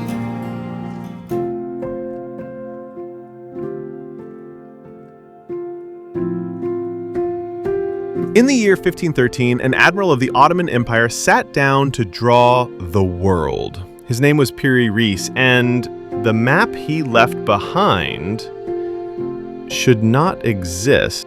Wait, don't tell me. He drew UFOs and sea monsters? No, he drew South America with surprising accuracy, and something else, a coastline at the very bottom of the map, where according to every textbook there should only be open sea. Ooh, mystery coastlines, my favorite kind. Some believe it shows Antarctica, but not as we know it. This version appears ice-free, as if someone mapped it thousands of years ago, before the glaciers came. Hold on. Antarctica? Without ice? Did this guy have Google Earth before everyone else? The Piri-Reis map was created 3 centuries before Antarctica was officially discovered, and if it really shows an ice-free coastline, it might depict a landscape last visible more than 6,000 years ago. Okay, either Piri-Reis had help or someone's been hiding time travel tech. In the margins of his map, he claimed to use older charts, some said to be from the time of Alexander the Great, others possibly even older. Older than Alex the Great? What's next? Welcome to Atlantis.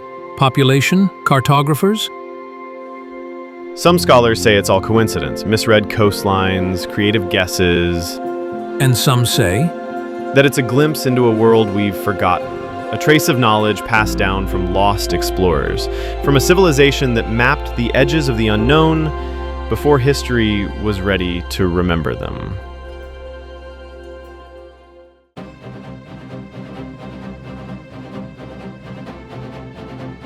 Are you wearing merch of yourself? Of course!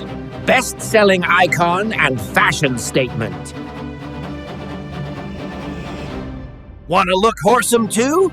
Check out the Timeless Tales shop. Link in the description.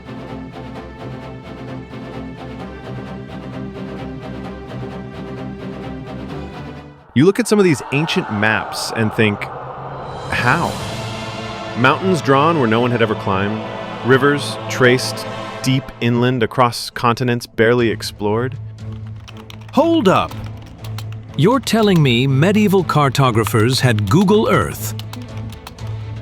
Not quite, but some details on these charts suggest a perspective from far above. Like way up there above.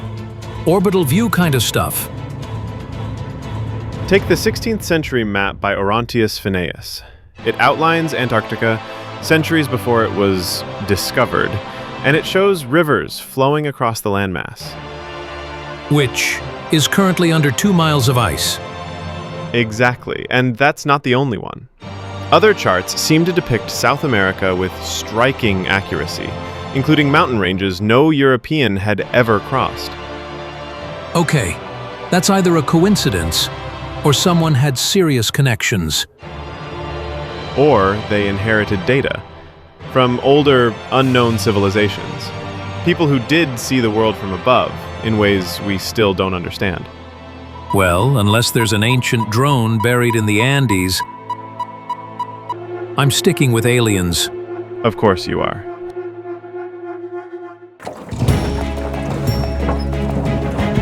This is not the Ark. It's the compact edition. Very fuel efficient.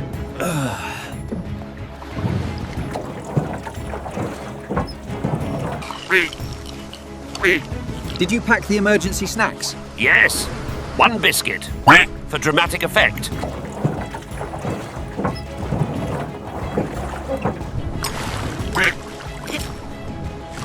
If anyone asks, we totally planned this flood segment in advance.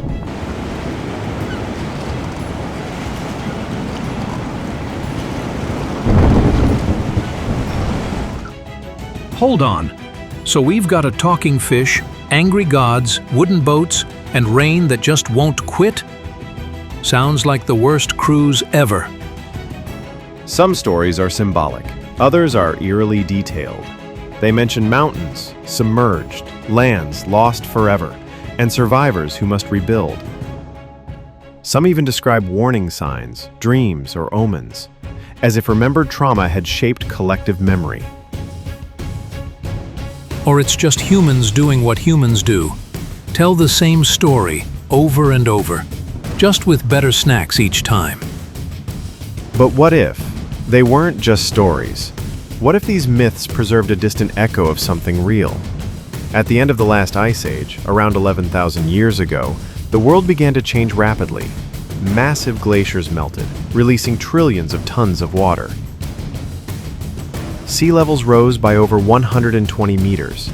Entire coastal regions, and whatever was built on them, vanished beneath the waves. So maybe the ancestors weren't just dramatic. Maybe they were right. Think of Doggerland, the landmass once connecting Britain to Europe, now under the North Sea. Or the Sundaland Shelf in Southeast Asia, places where people lived, hunted, told stories, now gone, and perhaps remembered only in flood legends. So Atlantis was real, just wet. Or symbolic, a metaphor for lost knowledge, a world wiped clean, so something new could begin. These myths echo a truth deeper than history, a truth about human fragility, memory, and survival. And maybe a reminder, when the water rises, build a boat and bring biscuits.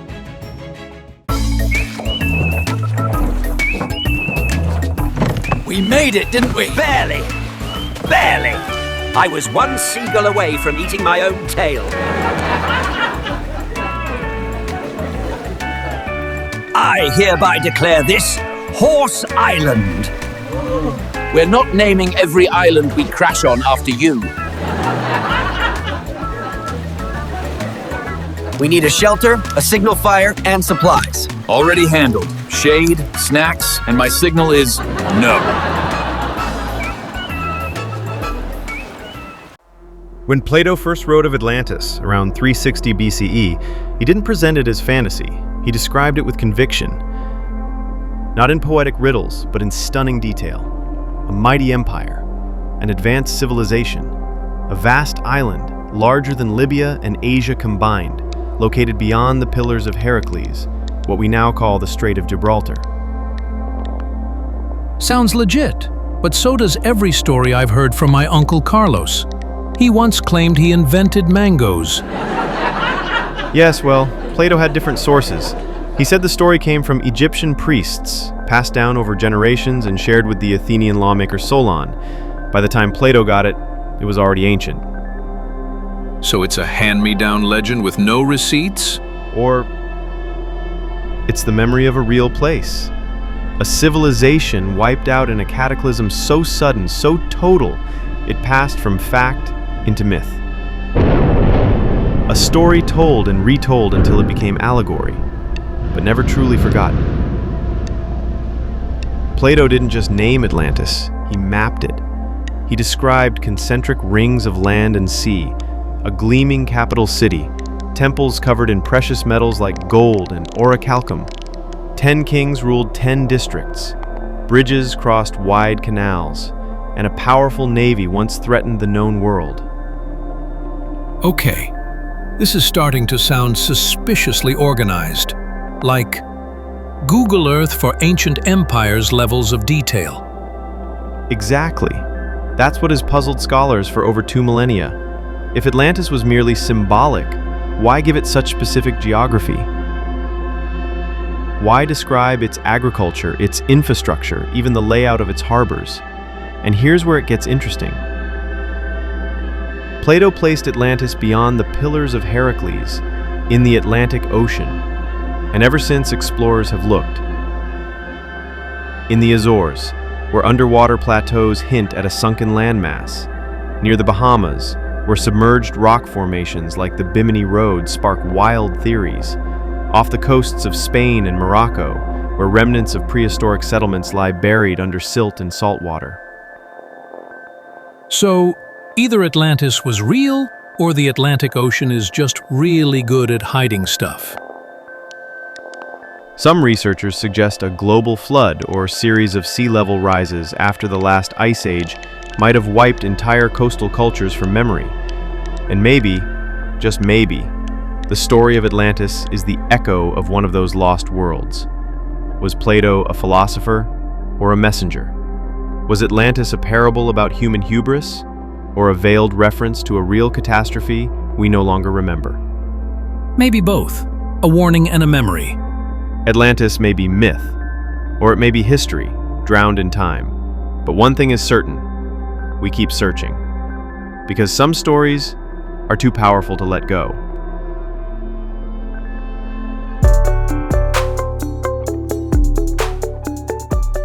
Something's blinking up there. Could be a celestial phenomenon. Or a god with blinkers. Take cover!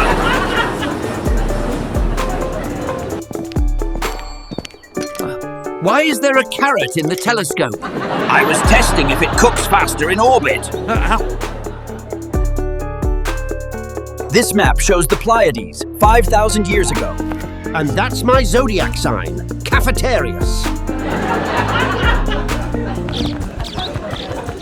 Just a quick lightning test on the ionosphere. I feel divine voltage. Fetch the toaster.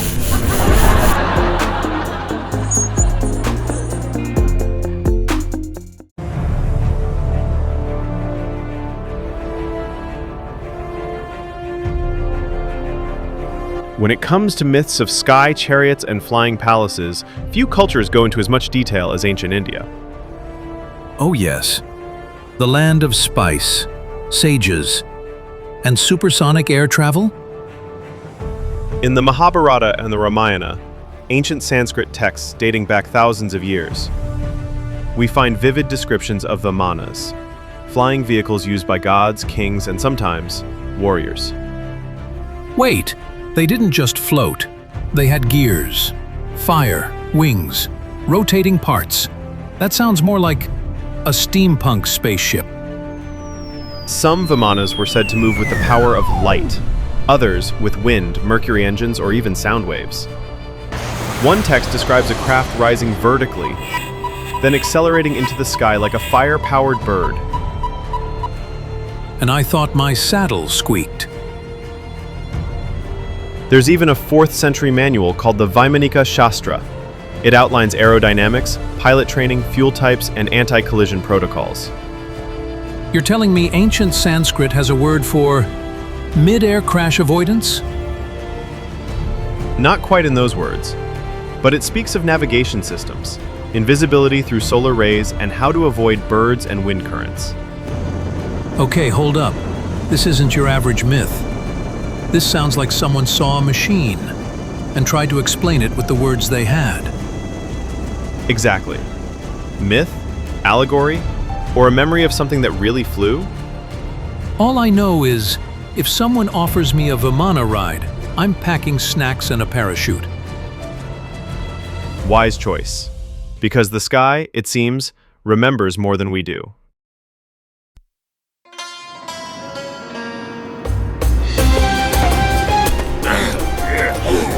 Told you we should have brought snacks and sunscreen. It drinks 10 gallons, but it ate my lunch.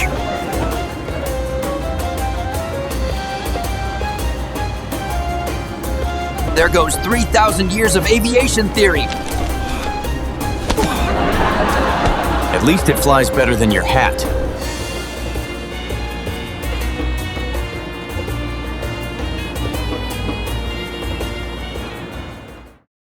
When you stand beneath the Egyptian sky, you're not just looking at stars. You're gazing into what the ancients called the realm of the gods. Yeah, and those gods weren't exactly low maintenance. Ra had his own solar yacht. Osiris got a whole constellation. Talk about VIP access. Quite right. The Egyptians aligned entire cities to the heavens. Temples matched the solstices. The pyramids, those colossal monuments, pointed to Orion and Sirius. Wait, Sirius? Like the sparkly dog star? Exactly. Its rising signaled the flooding of the Nile, new life, fresh crops. To them, the stars weren't just twinkling lights. They were signs, portals, even destinations. Okay, but here's the real juice. What if someone actually used those portals? Ah, the Star Walkers. The pyramid texts describe them, beings who cross the sky, who travel on light. Not priests, not poets, something stranger. So, ancient astronauts in papyrus robes? That's one interpretation. They were said to ascend and descend like falcons, linked to Horus, the sky god. If I had wings, I'd definitely skip the camel ride. Some believed the pharaoh joined them after death. Others wonder if someone, or something, came before him. Egyptian gods didn't just rule the land, they moved through the skies. Yeah, Ra's got a fire ship, Thoth's flying in gold, and Isis rides the wind like it's an Uber. Exactly. These aren't static myths. They describe flight, motion, control. Or poetic metaphors? True. But metaphors with repeating patterns. Radiant vehicles, wind propulsion, beams of light. All right, fine. But if I see one more winged disc, I'm gonna assume someone was compensating. Now let's talk about something carved in stone. The Dendera Zodiac. Ooh, I know that one. Ancient Egypt's version of a horoscope, right? Much more than that. It's a detailed star map. Stars, planets, orbits, but around it, figures floating, half-animal hybrids, strange alignments. Sounds like a party thrown by aliens and astrologers. Or a visual guide to the skies. One not meant to be watched, but navigated. So you're saying they didn't just admire the heavens, they mapped them like pilots. That's one theory, and it's older than any compass. Okay, but today we've got NASA, satellites, Netflix. What do we do with all this ancient sky stuff? Well, that depends on who you ask. Some say mythology, others whisper extraterrestrials. And a few just marvel at the mystery. Mystery?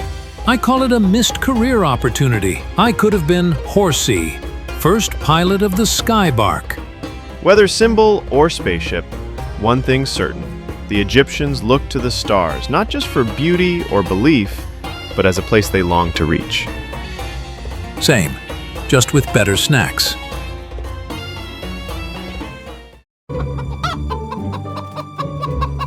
That wing looks mostly attached.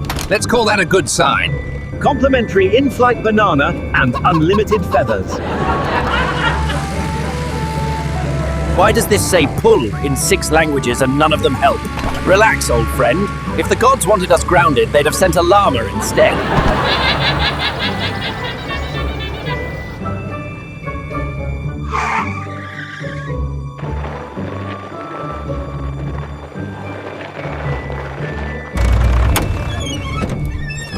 Ah, yes. A textbook arrival. Is that my banana or yours?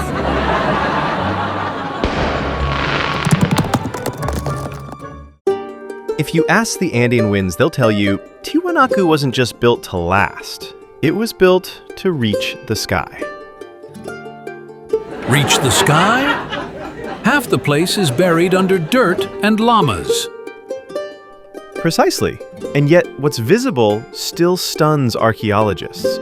Giant stone platforms, precision-cut blocks, underground chambers aligned with the stars. And let's not forget those weird window-shaped gates. They don't open anywhere, but they sure look like portals. Tiwanaku was more than a city. It was a cosmic clock, a temple of time, and, some believe, a launch pad for the gods. Among the many deities carved into the stones of Tiwanaku, one figure dominates, the so-called sun god, or astronaut god. You mean the guy with the big square helmet and antenna arms? Exactly, Viracocha. He's often shown holding mysterious devices. Some say thunderbolts, others tools of power. Or remote controls. I'm just saying. Legends say he came from the sky, brought knowledge, and disappeared across the ocean, not unlike other civilizer gods around the world. So he shows up out of nowhere, builds a mountain-sized calendar, teaches architecture, and then bounces? Classic sky god move. One of Tiwanaku's greatest puzzles isn't what we see, but how it got there. Massive blocks, some weighing over 100 tons, transported across miles of highland. No wheels, no pulleys, no pizza as payment. And the cuts? They're laser precise. Interlocking joints, right angles that would challenge even modern tools. At 13,000 feet altitude, I get winded just climbing stairs. Some believe ancient engineers knew secrets we've lost. Others think they had help.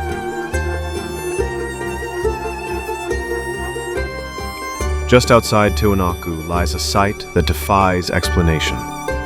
Pumapunku. Sounds like a dessert. Tastes like geometry. It's a shattered field of perfectly shaped stone blocks. Like a giant machine was disassembled and scattered across the earth. You've got H-shaped blocks, puzzle pieces, sockets, and slots. It's like Lego, but for giants. Some theories suggest Pumapunku was an energy center, or even a port for celestial vehicles. Or someone dropped their toolbox. Hard.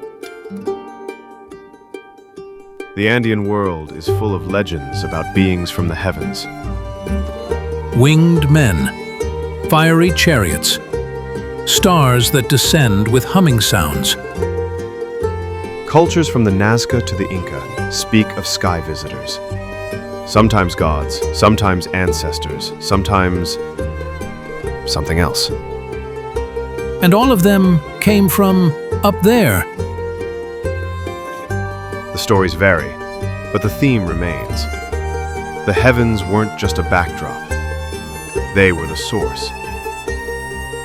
To the mainstream, Tiwanaku is a marvel of ancient ingenuity.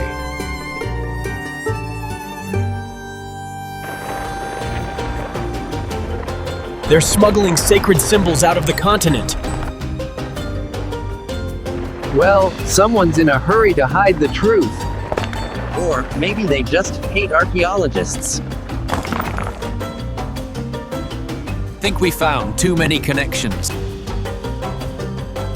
If symbols repeat across the world, maybe the story does too. Let's follow the signs, but this time, no more trucks.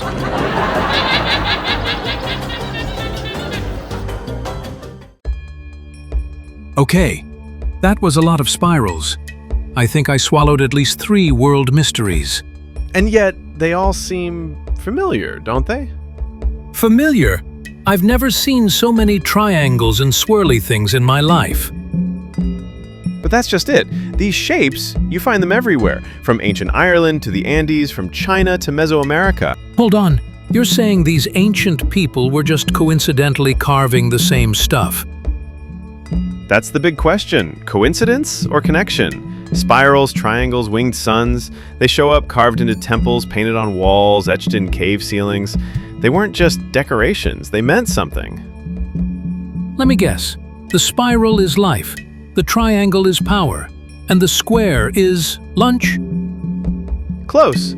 The spiral often represents the soul's journey, rebirth, or cosmic cycles. The triangle, it's sacred. Think pyramids, direction, balance. And the sun disk? Nearly universal. In Egypt, it's Ra, the sun god. In India, Surya. In the Andes, Inti. Same shape, same reverence. Sounds like the sun had a great PR team. Or perhaps humanity, no matter where it emerged, reached for the same ideas, the same archetypes, even without a shared language. But how did the same symbols end up everywhere? They didn't have internet, or boats, or horsey airlines. Some scholars say it's just parallel development. You know, everyone looks at the stars, builds upward, reflects inward. But you're not buying it, are you? Let's say I'm open to alternatives. What if these symbols are echoes of something older, a common memory passed down, reshaped, reinterpreted? A forgotten civilization. Some call it Atlantis. Others, Mu. Some don't name it at all. But the idea is the same. Long before our recorded history, something connected us. Okay, but couldn't it also be, you know, the usual explanation? Aliens? Hey, I didn't say it. You were thinking it. Well, if I were a celestial being dropping in for a visit, I'd definitely leave behind some classy spiral graffiti. There's another theory too, that these symbols weren't just sacred, they were practical. Ways to remember the stars, the seasons, safe paths, dangerous places. You're saying symbols were like ancient GPS? In a way, yes. They weren't just art. They were maps, myths, messages. I like that. Storytelling and navigation. Efficient. And powerful. Because long after the cities crumbled and the names were forgotten, the symbols stayed. So maybe people weren't as isolated as we think. Or maybe they were, but their minds, somehow, were tuned to the same frequency, across oceans, across millennia. That's kind of beautiful. It is. Whatever the truth, the patterns remain. On stones, on walls, in myths. Maybe they weren't trying to impress the gods. Maybe they were just trying to leave us a trail.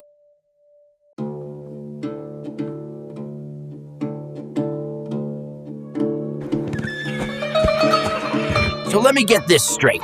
Aliens flew across the galaxy to carve rectangles in rocks? And then they left, without finishing anything. Brilliant. Or maybe these weren't the first. Maybe someone else started building long before the stars ever blinked.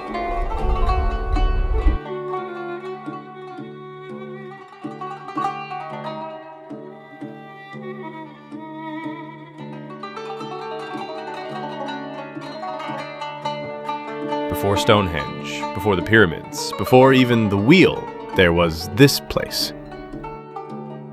This place? You mean this pile of old garden stones?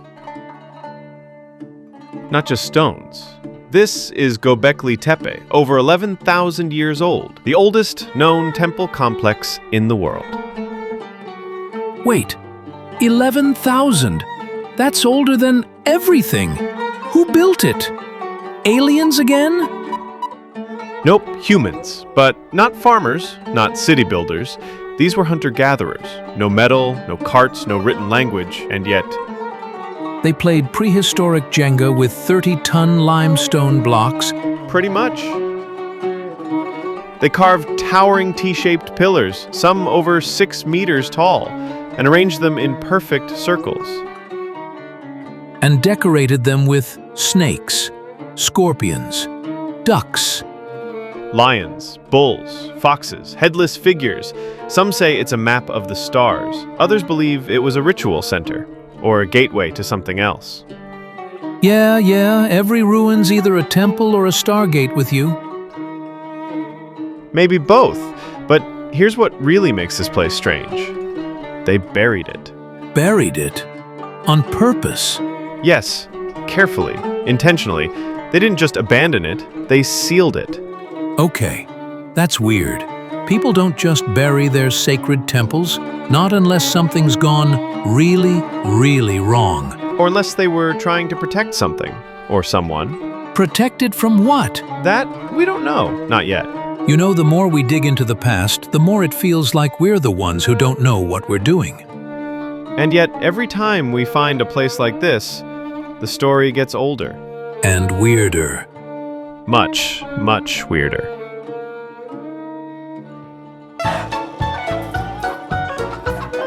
Forget ancient aliens. That's it. I'm building one myself.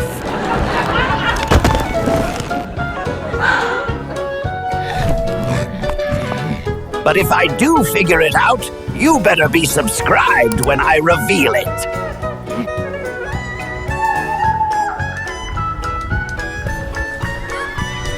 And maybe, like the video before he buries himself.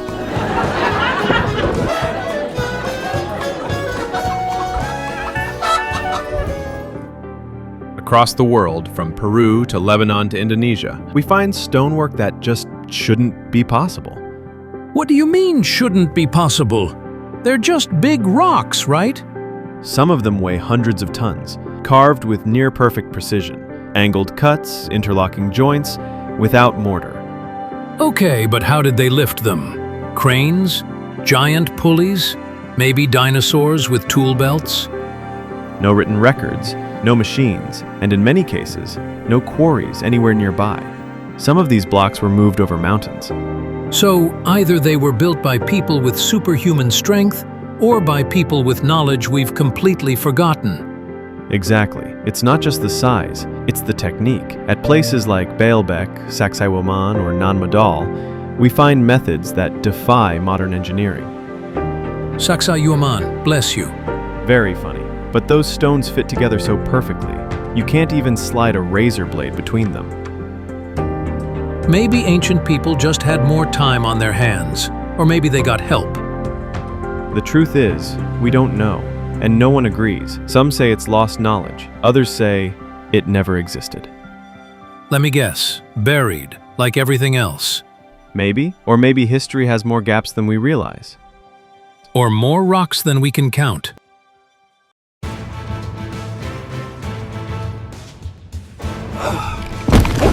If they built a super civilization, where'd they put it? Apparently, under our feet.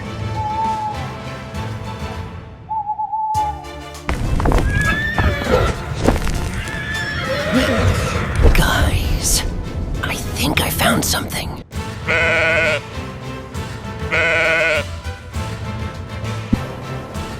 Then maybe...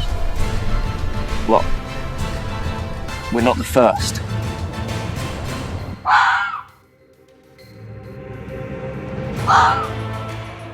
History tells us civilization began around 5,000 years ago, with the Sumerians, with Egypt, with the Indus Valley. But what if that wasn't the beginning? What if it was a restart? Wait, like when my old game console freezes and you hit reset, except instead of losing your high score, you lose everything? Exactly. The reset theory suggests that an earlier, advanced civilization once thrived, long before our textbooks admit, a civilization that vanished, almost without a trace. Vanished? That sounds like they didn't just hit reset. They pulled the plug, threw the console out the window, and buried it under a volcano. Think of the Younger Dryas 12,000 years ago. A sudden climate catastrophe, floods and firestorms, entire ecosystems collapsed. Could it also have erased a chapter of human history? So you're saying Atlantis wasn't just a bedtime story. It could have been the loading screen we never got to see. Plato's tale of Atlantis, the myths of global floods, and the legends of sky gods teaching knowledge all could be fragments of memory, distorted over millennia. Fragments, huh? Like when I try to remember what I had for breakfast yesterday. Except we're talking pyramids, stone circles, and mysterious maps instead of oats. And consider this. Göbekli Tepe, built around 9600 BCE, thousands of years before writing, wheels, or metal tools. How could hunter-gatherers build such monumental temples unless they were inheriting knowledge from someone else? Someone else? You mean like neighbors with very big toolkits? Or visitors with really shiny spaceships? The reset theory doesn't demand aliens, just the possibility that humans once before reached heights of knowledge, only to be struck down by cataclysm. And all that remains today are whispers in stone. Whispers, huh? Well, I hope they're saying something useful. Like, hey buddy, the next comet's coming. Duck. If it's true, then history isn't a straight line from caves to cities. It's a cycle. Rise, fall, reset, and rise again. And if that's the case, maybe we're not the first. And maybe, just maybe, we won't be the last.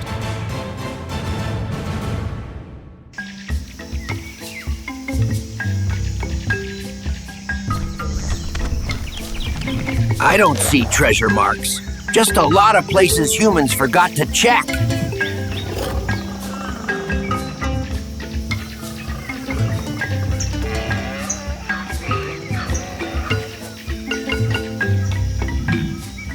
Sometimes the greatest discoveries aren't hidden, they're just ignored.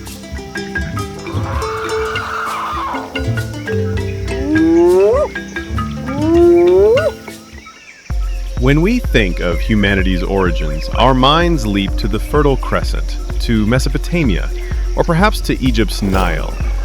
But what if that's only because we've been trained to look there? You mean, like when I only look in the fridge door and can't find the butter, but it's actually right in the back? Precisely, old friend. For decades, archaeologists overlooked regions of Africa and Southeast Asia, assuming they were peripheral to the cradle of civilization. But now, discoveries are rewriting that story. Let me guess. Lost cities? Hidden temples? Giant stone pancakes? Perhaps not pancakes, but structures of astonishing age and complexity. In southern Africa, for example, researchers have identified vast stone circles stretching across the landscape. Some are simple cattle enclosures, but others appear aligned with celestial events, hinting at far older cultural traditions. So, ancient stargazers in Africa? Not just a European hobby then? Exactly. And then there's Nabta Playa, deep in the Nubian desert. Thousands of years before Stonehenge, nomadic peoples erected megaliths there, aligning them with the summer solstice and the rising of Sirius. These were astronomers in the desert, charting the heavens long before Egypt's pyramids rose. Stars in the sand. I like that. Like cosmic breadcrumbs. Meanwhile, in Southeast Asia, the picture grows even stranger. Sites like Gunung Padang in Indonesia suggest human activity going back tens of thousands of years. Layers of construction buried beneath volcanic soil hint at a forgotten age of builders. Wait, so under a mountain is another mountain, built by people. That's like a geological lasagna. A rather poetic way of putting it, yes. And in Cambodia, the temples of Angkor once seemed to appear suddenly, as if out of nowhere. But LIDAR scans now reveal an entire lost urban landscape. Roads, canals, reservoirs, farms, stretching for miles, hidden beneath the jungle. So basically, a whole ancient metropolis hiding in plain sight. Like when I bury my carrots and forget where. Except, these forgotten cities may change our understanding of human history itself. If civilizations rose in Africa and Southeast Asia long before we imagined, then perhaps our timeline of human development is far too narrow. Which means, the great story of humanity isn't just a single line, but more like a messy tangle of roots. Some thick, some hidden, some still waiting to be uncovered. Well said, my friend. The question is, were these new discoveries simply overlooked or deliberately ignored? And if so, why?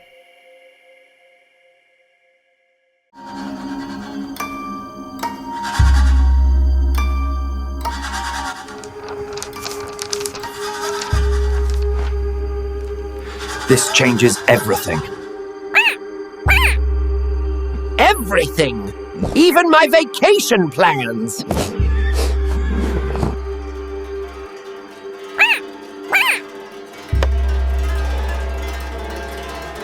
But that is a story for another expedition.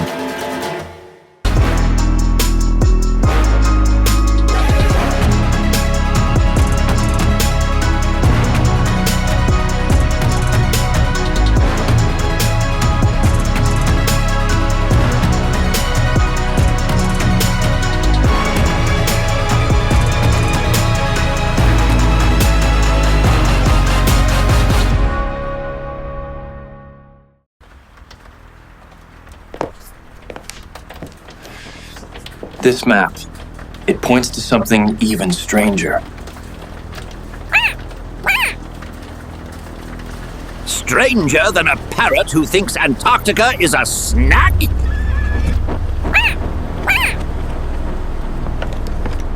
Let's just say, our next journey might change history.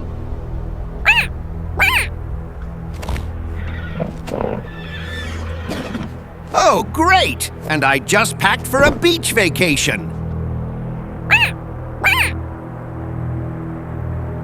Subscribe to not miss what we found next.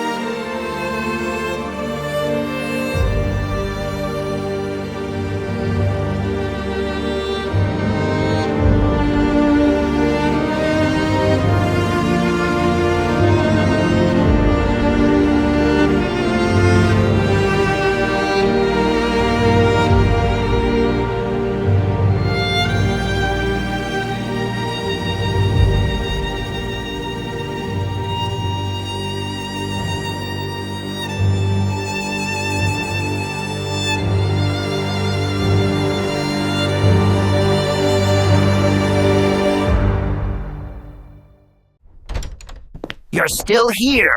The story's over. Go home. Go! This is not the world you know. In 1941, history turned, but not the way you remember.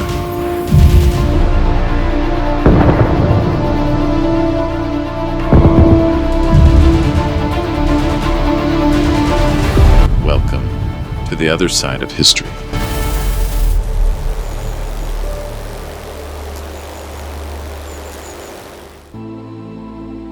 This is not the world you know. There was no D-Day, no Allied victory, no Cold War, only silence and obedience. The cities still stand, the flags still wave, but the meaning behind them was rewritten. And it all began with a message, a signal, a choice made in the shadows, a single decision that rewired the course of history. Not with an explosion, but with a whisper. By late 1941, the world stood on the edge. Japan moved toward war in the Pacific. Germany pressed deep into Soviet soil. And America watched, waited, hesitated. President Roosevelt knew the moment was coming. His advisors monitored every signal, every intercepted code, every Japanese fleet movement. And yet, the nation remained still. Isolationists filled the radio waves. "No more foreign wars," they shouted. "America first." But in the Pacific, Japan advanced. The Philippines, Malaya, Indochina. The empire needed oil, and America had cut the supply. It was only a matter of time. But history did not follow the script, because someone else was listening. Inside the Abwehr, Germany's military intelligence service, a message was intercepted, encrypted. Japanese naval code. The details were unmistakable, a surprise attack directed at Pearl Harbor. And Adolf Hitler, for all his madness, understood one thing. If America joined the war against the Axis, the Reich could lose. So he made a decision few would have believed, to intervene. A diplomatic cable was prepared. No signatures, no flags, only warnings. Cloaked in ambiguity, it passed through Lisbon, then Bern, then Stockholm, until quietly it arrived in Washington. A single envelope, 1 page, 4 lines. Enough to change the fate of the world. At first, the message was ignored. The Office of Naval Intelligence thought it a trick, a hemasitvani. Who warns their enemy before a war? But within days, other intercepts confirmed the threat. Fleet positions matched. The tone of Japanese diplomacy changed. Roosevelt was briefed in private. His eyes narrowed. He asked no question. He simply said, "Move the carriers." The Pacific Fleet dispersed. Air defenses were placed on full alert. Sailors were called back early, and no one said a word. When asked by reporters, Roosevelt smiled. "We always prepare," he said. And still, the nation slept. The date came, just as the message said. The planes arrived.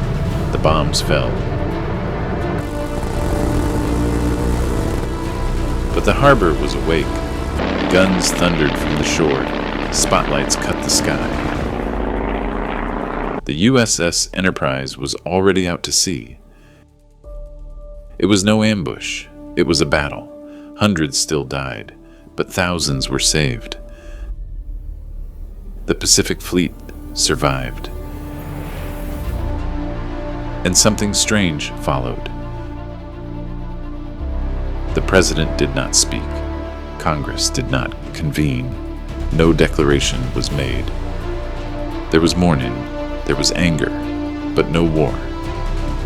Pearl Harbor had burned, but America did not burn with it. Weeks passed. Japan regrouped. Germany waited, and the United States said nothing. Then came Bern. A neutral ground, a Swiss hotel, a table set for 3, 1 German diplomat, 1 Japanese envoy, 1 American observer, no names, no notes, just a map and a bottle of scotch. The terms were simple: stay out of Europe. Let Japan rule the Pacific. In return, the Axis would leave America untouched. And behind closed doors, the deals began. Steel for silence, technology for time, power for peace. The world was being divided, not by armies, but by agreements. And so the moment passed. The flames died. The world adjusted. The people never knew the full truth. The newspapers printed half stories. The radios played national anthems. But the world had changed. Germany's flag now flew over Paris. Japan's sun rose over Manila, and America stood still. It remained whole, free in name, loyal to none, neutral on the surface, complicit in the shadows. The war ended, not with victory, but with arrangement, and history bent. One warning had shifted the storm, and the greatest power on earth chose silence. This was the moment history split, and the silence still echoes. Cracks never begin with a bang. They start with a silence, a pause, a moment where nothing is said, and everything begins. This is such a moment. The world is watching. The leaders speak. The people wait. The ocean lies still, but deep beneath it, pressure builds, and the crack widens. Pearl Harbor, the place where steel melted into sea, where December 7th carved its name into the Pacific. Today, no bombs fall, only petals and folded flags. A woman in black holds memory in her hands, the triangle of her husband's flag. No words remain, just a name and silence. Around her, uniforms, polished boots, straight spines. A priest recites, the wind answers. But Washington remains quiet. No declaration, no thunder from Capitol Hill, only the creaking of chairs and the shuffling of telegrams. And so the dead rest without command, honored but unanswered. Meanwhile, in the smoky rooms of the old world, maps breathe. They do not lie, but they yet suggest. A hand appears, it wears cufflinks but no name. It slides a glass across a map, from east to west. The amber liquid ripples across borders, as if to say, this is where it begins. No microphones, no flags behind this table, only whispers, only glances, only deals.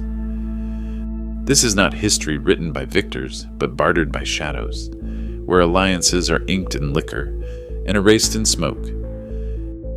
And outside, the world sees nothing, because nothing official has happened, yet.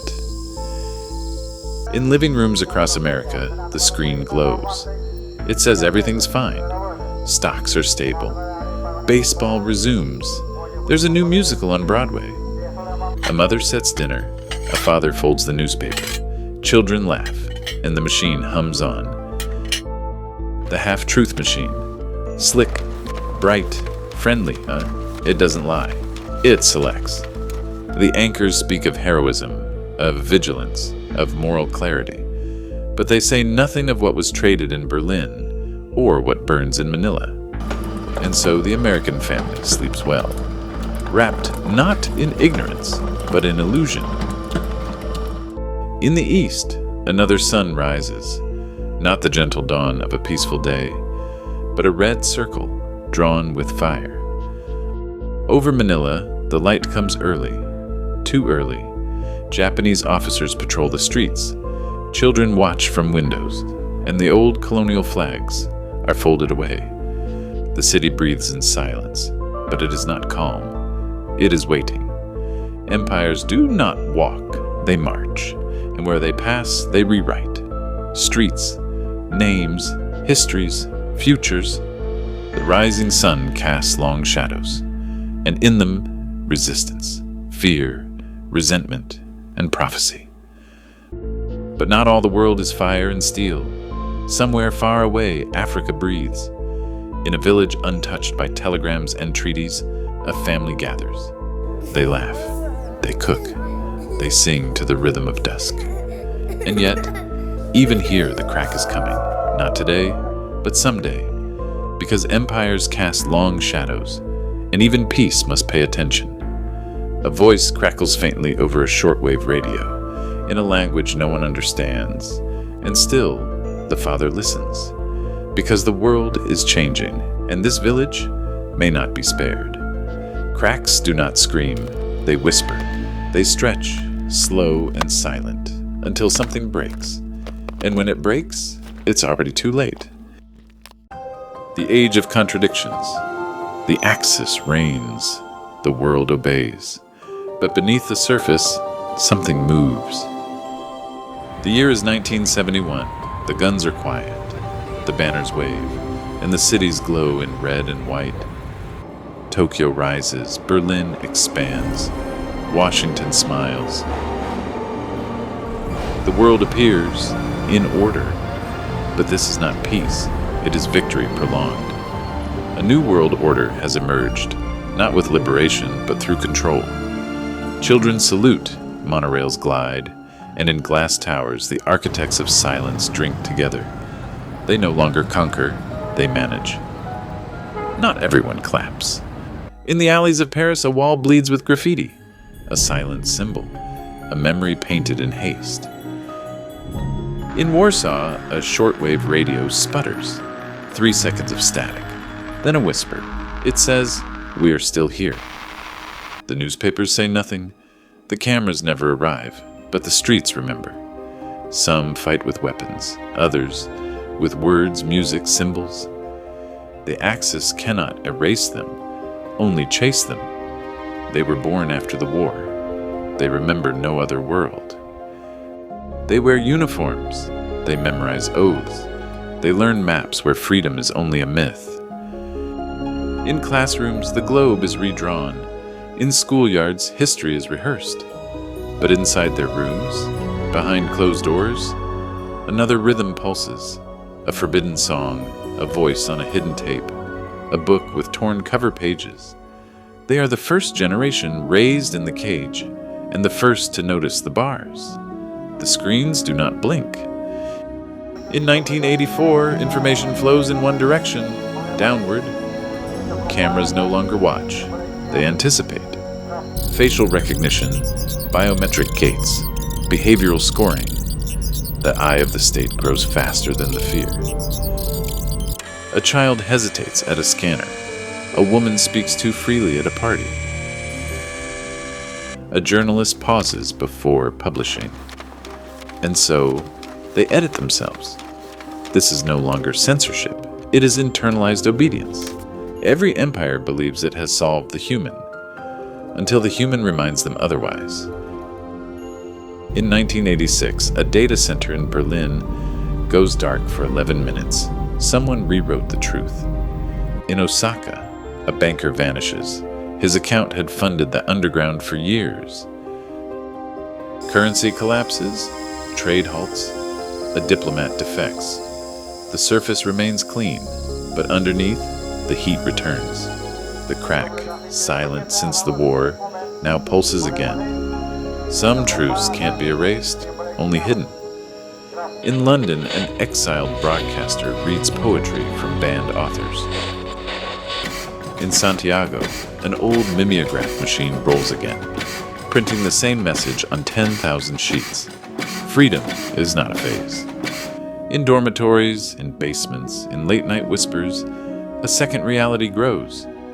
It has no tanks, no satellites, no anthem, but it breathes, And like all living things, it waits. The age of contradictions is not defined by war, but by the illusion of peace. And the deeper the silence, the sharper the break. As the sky turned red, there was no September 11th as we knew it, no planes, no towers, but a revolution and then bright light. It began in August, not with weapons, but with words. Across Brooklyn and the Bronx, in Harlem and Queens, the walls began to speak. Graffiti, flyers, radio static. One phrase repeated, "We are not your history." They were young. Most had never known peace, but they had seen enough silence.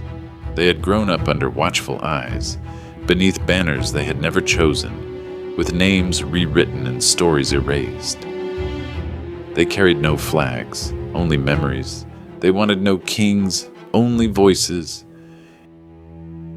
In the alleys, fire bloomed from overturned cans. Police lines cracked. The anthem was drowned out by drums, chants, screams.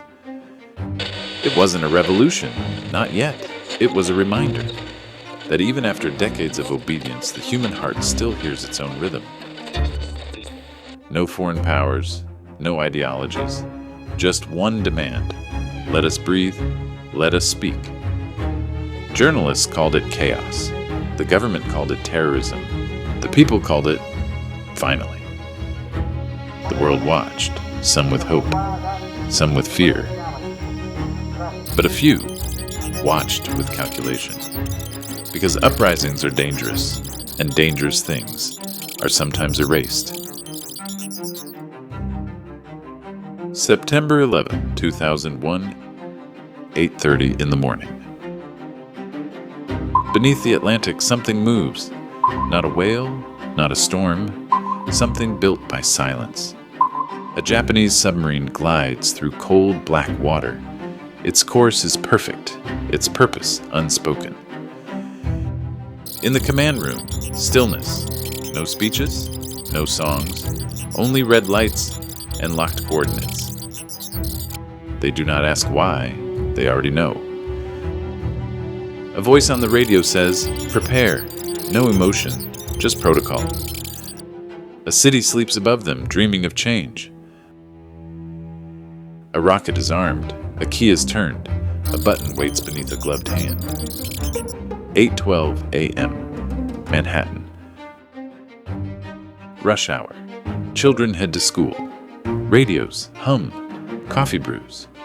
A taxi changes lanes, a street musician tunes his guitar. And then, light. A white wall swallows the sky. The towers melt into nothing. The shadows vanish. There is no sound, no scream, only light, and then less than that.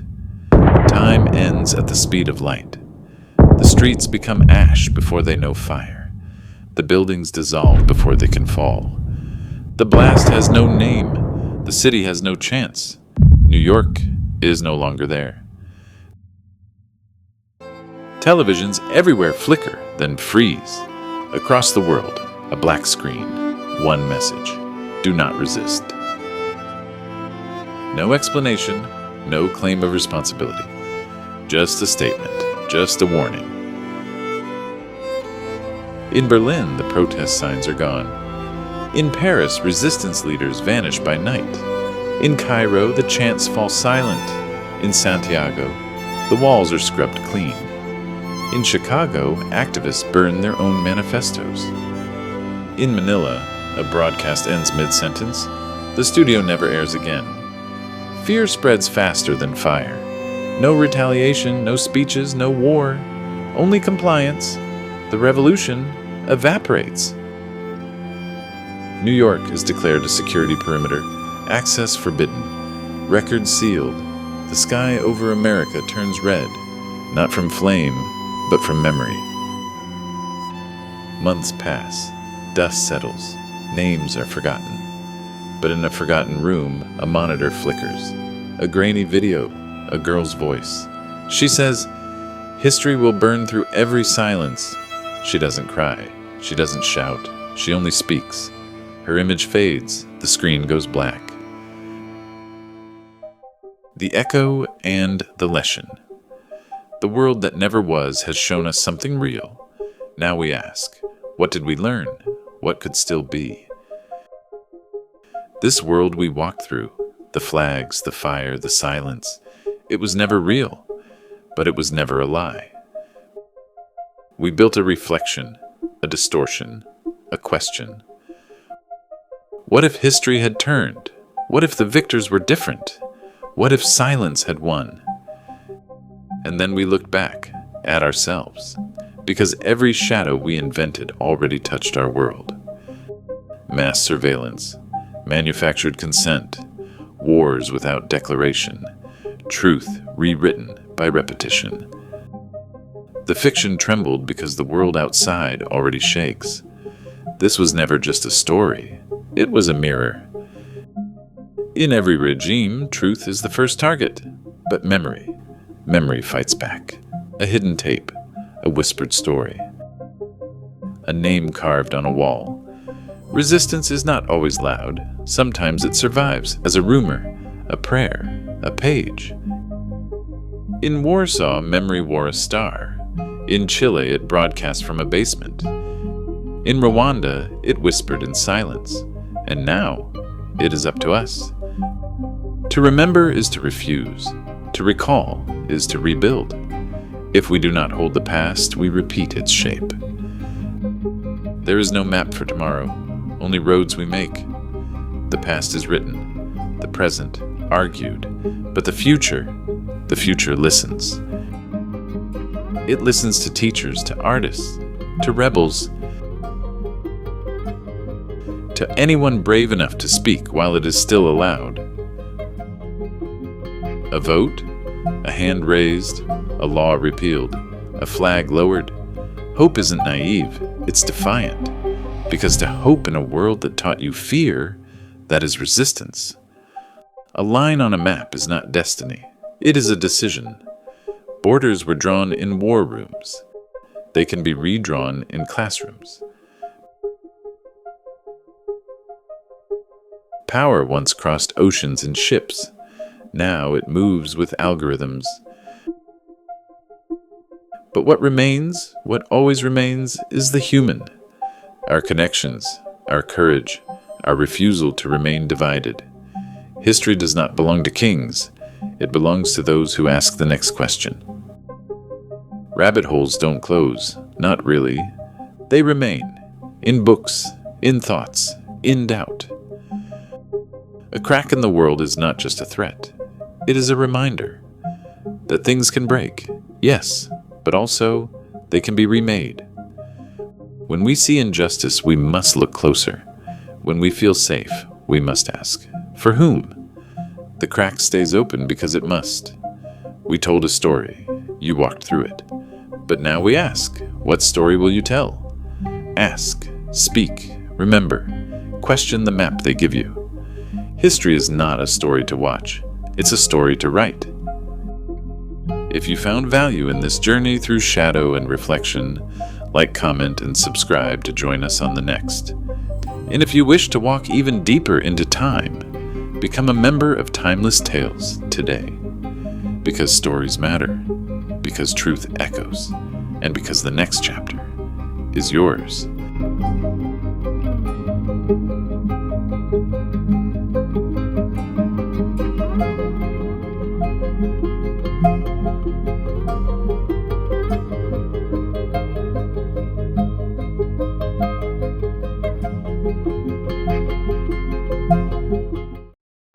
It didn't start today, and it won't end tomorrow. But something just changed, dramatically. The United States has struck Iran, and the world is holding its breath. How did we get here? What happens next? Let's trace the fuse, before the fire spreads. This is the start of World War III, America's attack on Iran.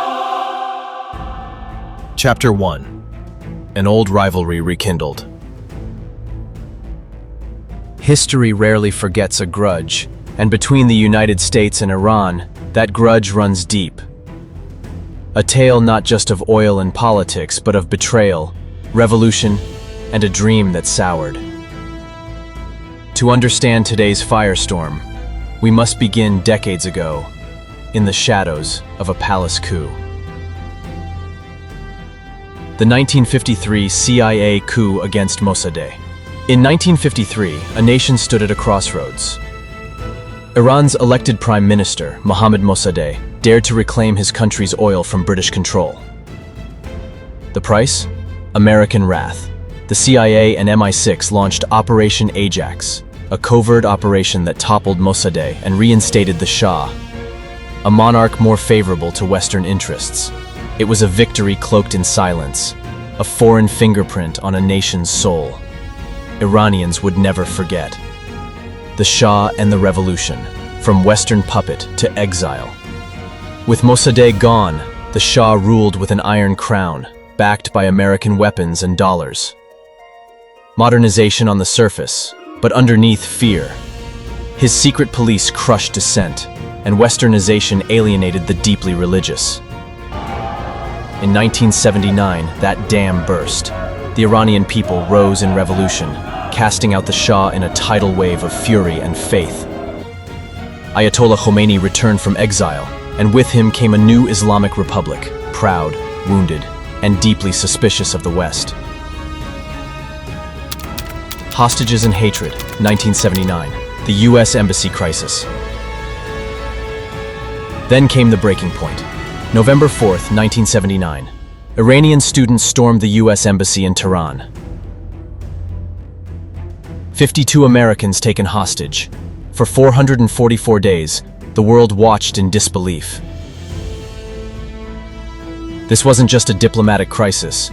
It was a national humiliation. For America, it cemented Iran as the enemy. For Iran, it was retribution. A new Cold War had begun, not of superpowers, but of ideologies and wounds left open. The axis of evil, Bush-era rhetoric and deeper sanctions. 2 decades later, another name stirred the flames, George W. Bush. In his 2002 State of the Union address, Iran was labeled part of the axis of evil. Sanctions tightened, rhetoric sharpened. Even moderates within Iran were pushed to the margins. A generation who hoped for reform found themselves caught between two powers who no longer listened. Dialogue crumbled. Distrust hardened. Broken trust, from the nuclear deal to Trump's withdrawal. But diplomacy wasn't dead, not yet. In 2015, after years of negotiation, the Iran nuclear deal offered a fragile path forward. Sanctions lifted in exchange for nuclear limits. Hope returned, briefly. Then came 2018. President Trump, breaking with allies and advisors, pulled out of the deal. The promise shattered. Iran resumed enrichment. Tensions soared. For Tehran, it was proof the West couldn't be trusted. For Washington, it was a necessary reset. For the rest of us, it was a step closer to the edge. History doesn't always repeat, but it rhymes. And as missiles fly and alliances fracture, we are left with a question we've asked before. Is this rivalry destined for war? Or can the past finally teach us peace? Chapter 2. Red Lines and Proxy Wars. While leaders speak from podiums, others wage war in the shadows. Welcome to the second battlefield, the quiet war of proxies, drones, and double games. The front line may not be marked on any map, but its wounds stretch across a region already on fire. Shadow battles, Iran in Syria, Iraq, and Lebanon. Iran's power doesn't stop at its borders. From Baghdad to Beirut, Tehran has built a network of influence, militias, political allies, and arms that serve its aims. In Syria, Iran propped up Assad's regime during the brutal civil war, sending advisors and fighters. In Iraq, it backed Shiite militias who would later clash with US forces. And in Lebanon, Hezbollah became more than a proxy. it became a model. These aren't mere alliances. They are pressure points, activated when needed, denied when convenient. The Soleimani Strike, January 2020, and its fallout. Qasem Soleimani, the architect of Iran's shadow wars, revered at home, feared abroad. His presence was strategy personified. But in January 2020, an American drone turned him into a symbol. Targeted and killed at Baghdad airport, Soleimani's death stunned the region. Iran vowed revenge. Missiles were launched at US bases in Iraq. Tensions reached a boiling point, and a world already holding its breath feared war was moments away. Tensions at sea, tanker attacks, and Gulf skirmishes. The Strait of Hormuz, a narrow passage, but a vast risk. A fifth of the world's oil flows through these waters. Iran knows this. In 2019, tankers were attacked, seized, or sabotaged. Washington blamed Tehran. Tehran denied it. Each incident pushed navies closer. One wrong move, one misfire, and the world economy could stall. It's not just a maritime standoff. It's a reminder of how close we live to catastrophe. Drones and deception, the covert war in cyberspace. Not all wars need boots or bombs. In the 21st century, war is also waged in code. Iran has been accused of cyber attacks against banks, infrastructure, even election systems. The US responded in kind. Viruses, hacks, right sabotage, unseen battles with real-world consequences. And then, there are the drones. Iran's unmanned arsenal grows. Some strike, others spy. In the fog of digital war, truth is the first casualty. Sanctions and survival, how Iran adapted under pressure. Crippling sanctions, isolated banks, blocked oil sales. For many nations, this would be a death sentence. But Iran adapted. New partners in Asia, black market channels, domestic production. Painful, yes, but survivable. And in surviving, Iran grew more defiant. What was meant to weaken its resolve, instead, hardened it. A nation under siege learned to live behind the wall. Red lines are meant to prevent war, but too often, they become invitations to cross them. Proxy battles may seem far away, but their ripple effects are not. Chapter 3. The Trigger, What Just Happened. It didn't come out of nowhere, and yet, to the world, it felt like the ground had shifted overnight. In the early hours of a tense Saturday, the United States launched a targeted military strike. Iran was hit. The world held its breath. The breaking point, what led to the current US strike. In recent weeks, intelligence had been building, reports of Iranian-backed militias mobilizing, cyber attacks escalating, threats exchanged in back channels. But what triggered it?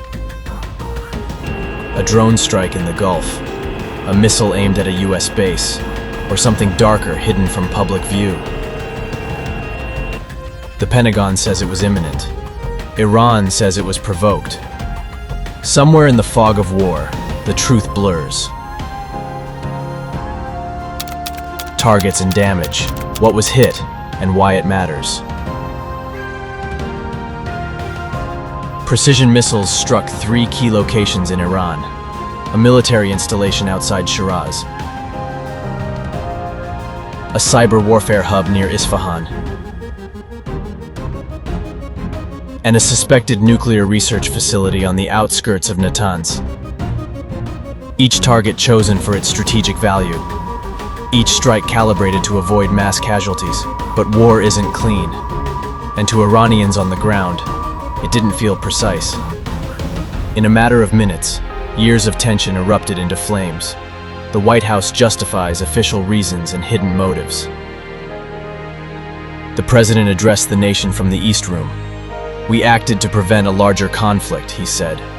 America will not wait for our enemies to strike first. But not everyone was convinced. Critics pointed to low approval ratings, election pressures, and a history of wag-the-dog distractions.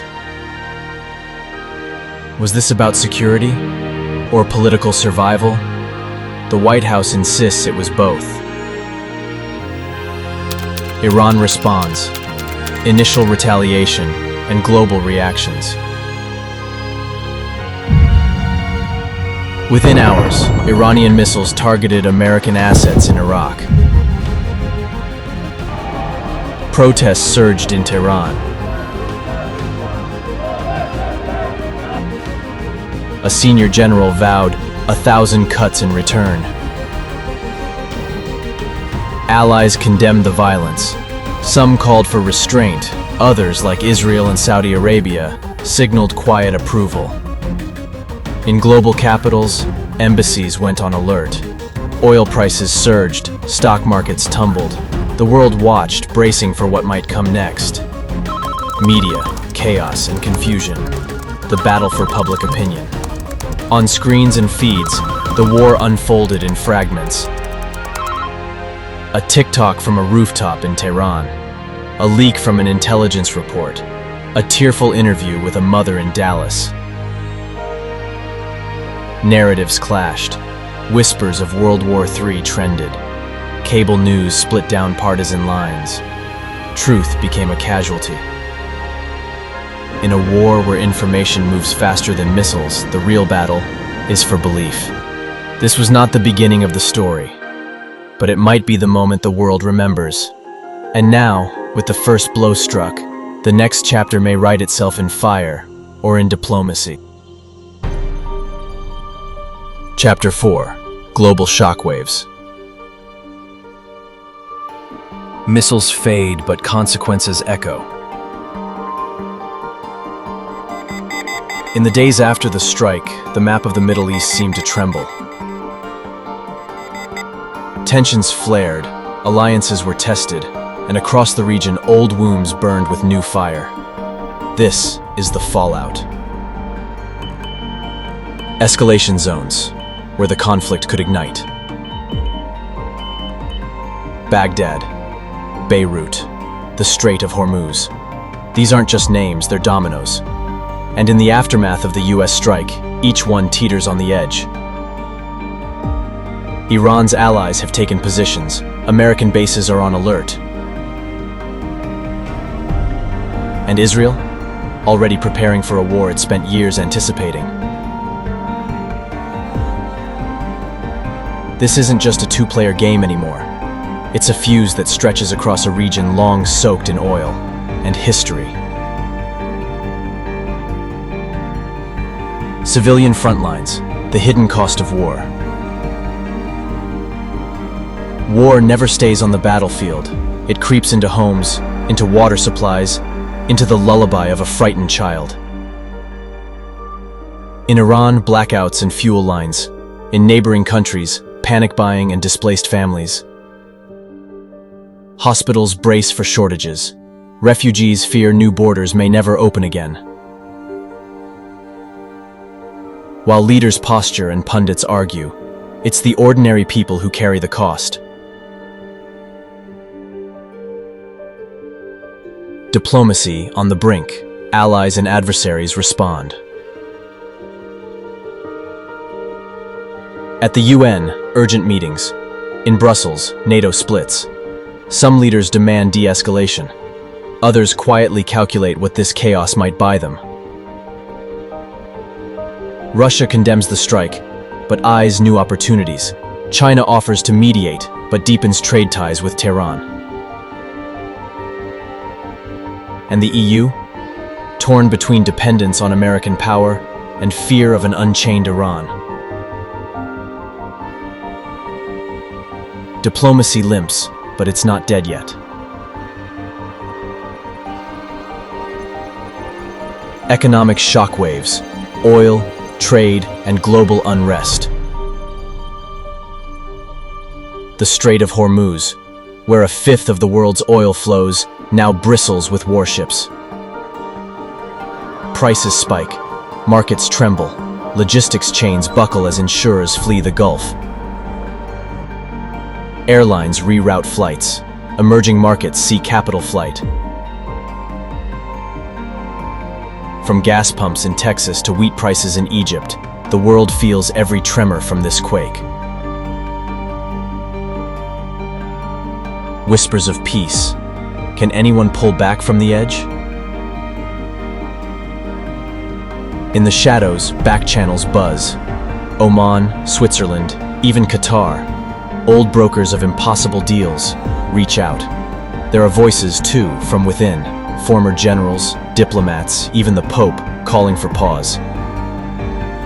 Because everyone knows, one more misstep, and the world wakes up to a war it cannot contain. The only question is, will anyone listen in time? Fallout isn't just radiation. It's grief. It's uncertainty. It's the moment after a scream when the world holds its breath. This chapter is still being written, but its ending may depend on how much we remember of the past. Chapter 5. The Road Ahead.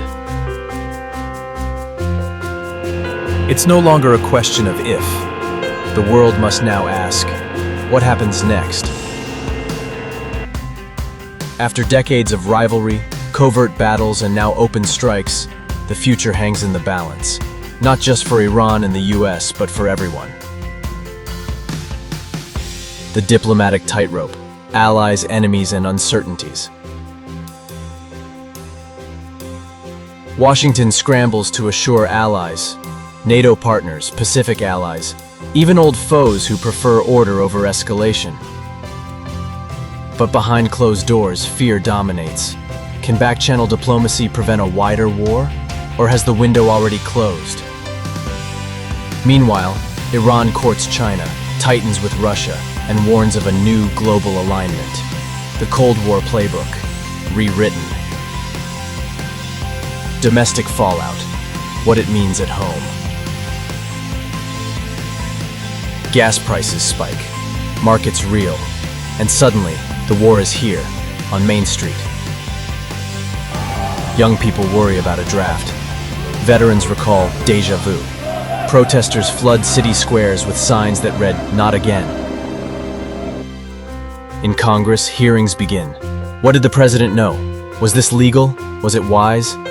A nation divided becomes a nation on edge. Iran's path forward. Retaliation, resistance, or reform. Tehran walks a knife's edge. The regime stokes nationalism while fearing uprising. Some call for direct retaliation. Others, especially the young, want no more death. Military leaders flex. Civil society mourns. The supreme leader appears on national TV. We will endure. We will overcome. We will not be erased. But what does endurance mean in the shadow of satellites and sanctions? Flashpoints to watch where it could ignite again. The Strait of Hormuz, a choke point for global oil. Iraq, still a battlefield for influence. Israel and Hezbollah, one misstep from war. And cyberspace, where the lines are already crossed. Every moment of quiet feels temporary. Every headline feels like a match waiting for fuel. Lessons from history. Can peace prevail? From Cuba to Korea, history has flirted with annihilation and stepped back. Will this be one of those moments? Veteran diplomats call for talks. Young voices on both sides yearn for something different. But the machinery of war is loud. It's easier to shoot than to speak. And so we end, on the edge of a question. Is this where it ends or begins? This is not just geopolitics. It's humanity at a crossroads. We tell these stories not to stoke fear, but to seek understanding, because the next move belongs to us. History does not end, it echoes, and what we do today becomes tomorrow's tale. Thank you for joining us on this journey through conflict, memory, and consequence. If today's story gave you pause or opened a new door, share it. And if you'd like to carry a piece of history with you, visit our Timeless Tales collection. Every design tells a truth. To stay ahead of the next turning point, don't just subscribe, click the little bell, so you'll never miss a chapter of history as it happens. Till next time, stay safe.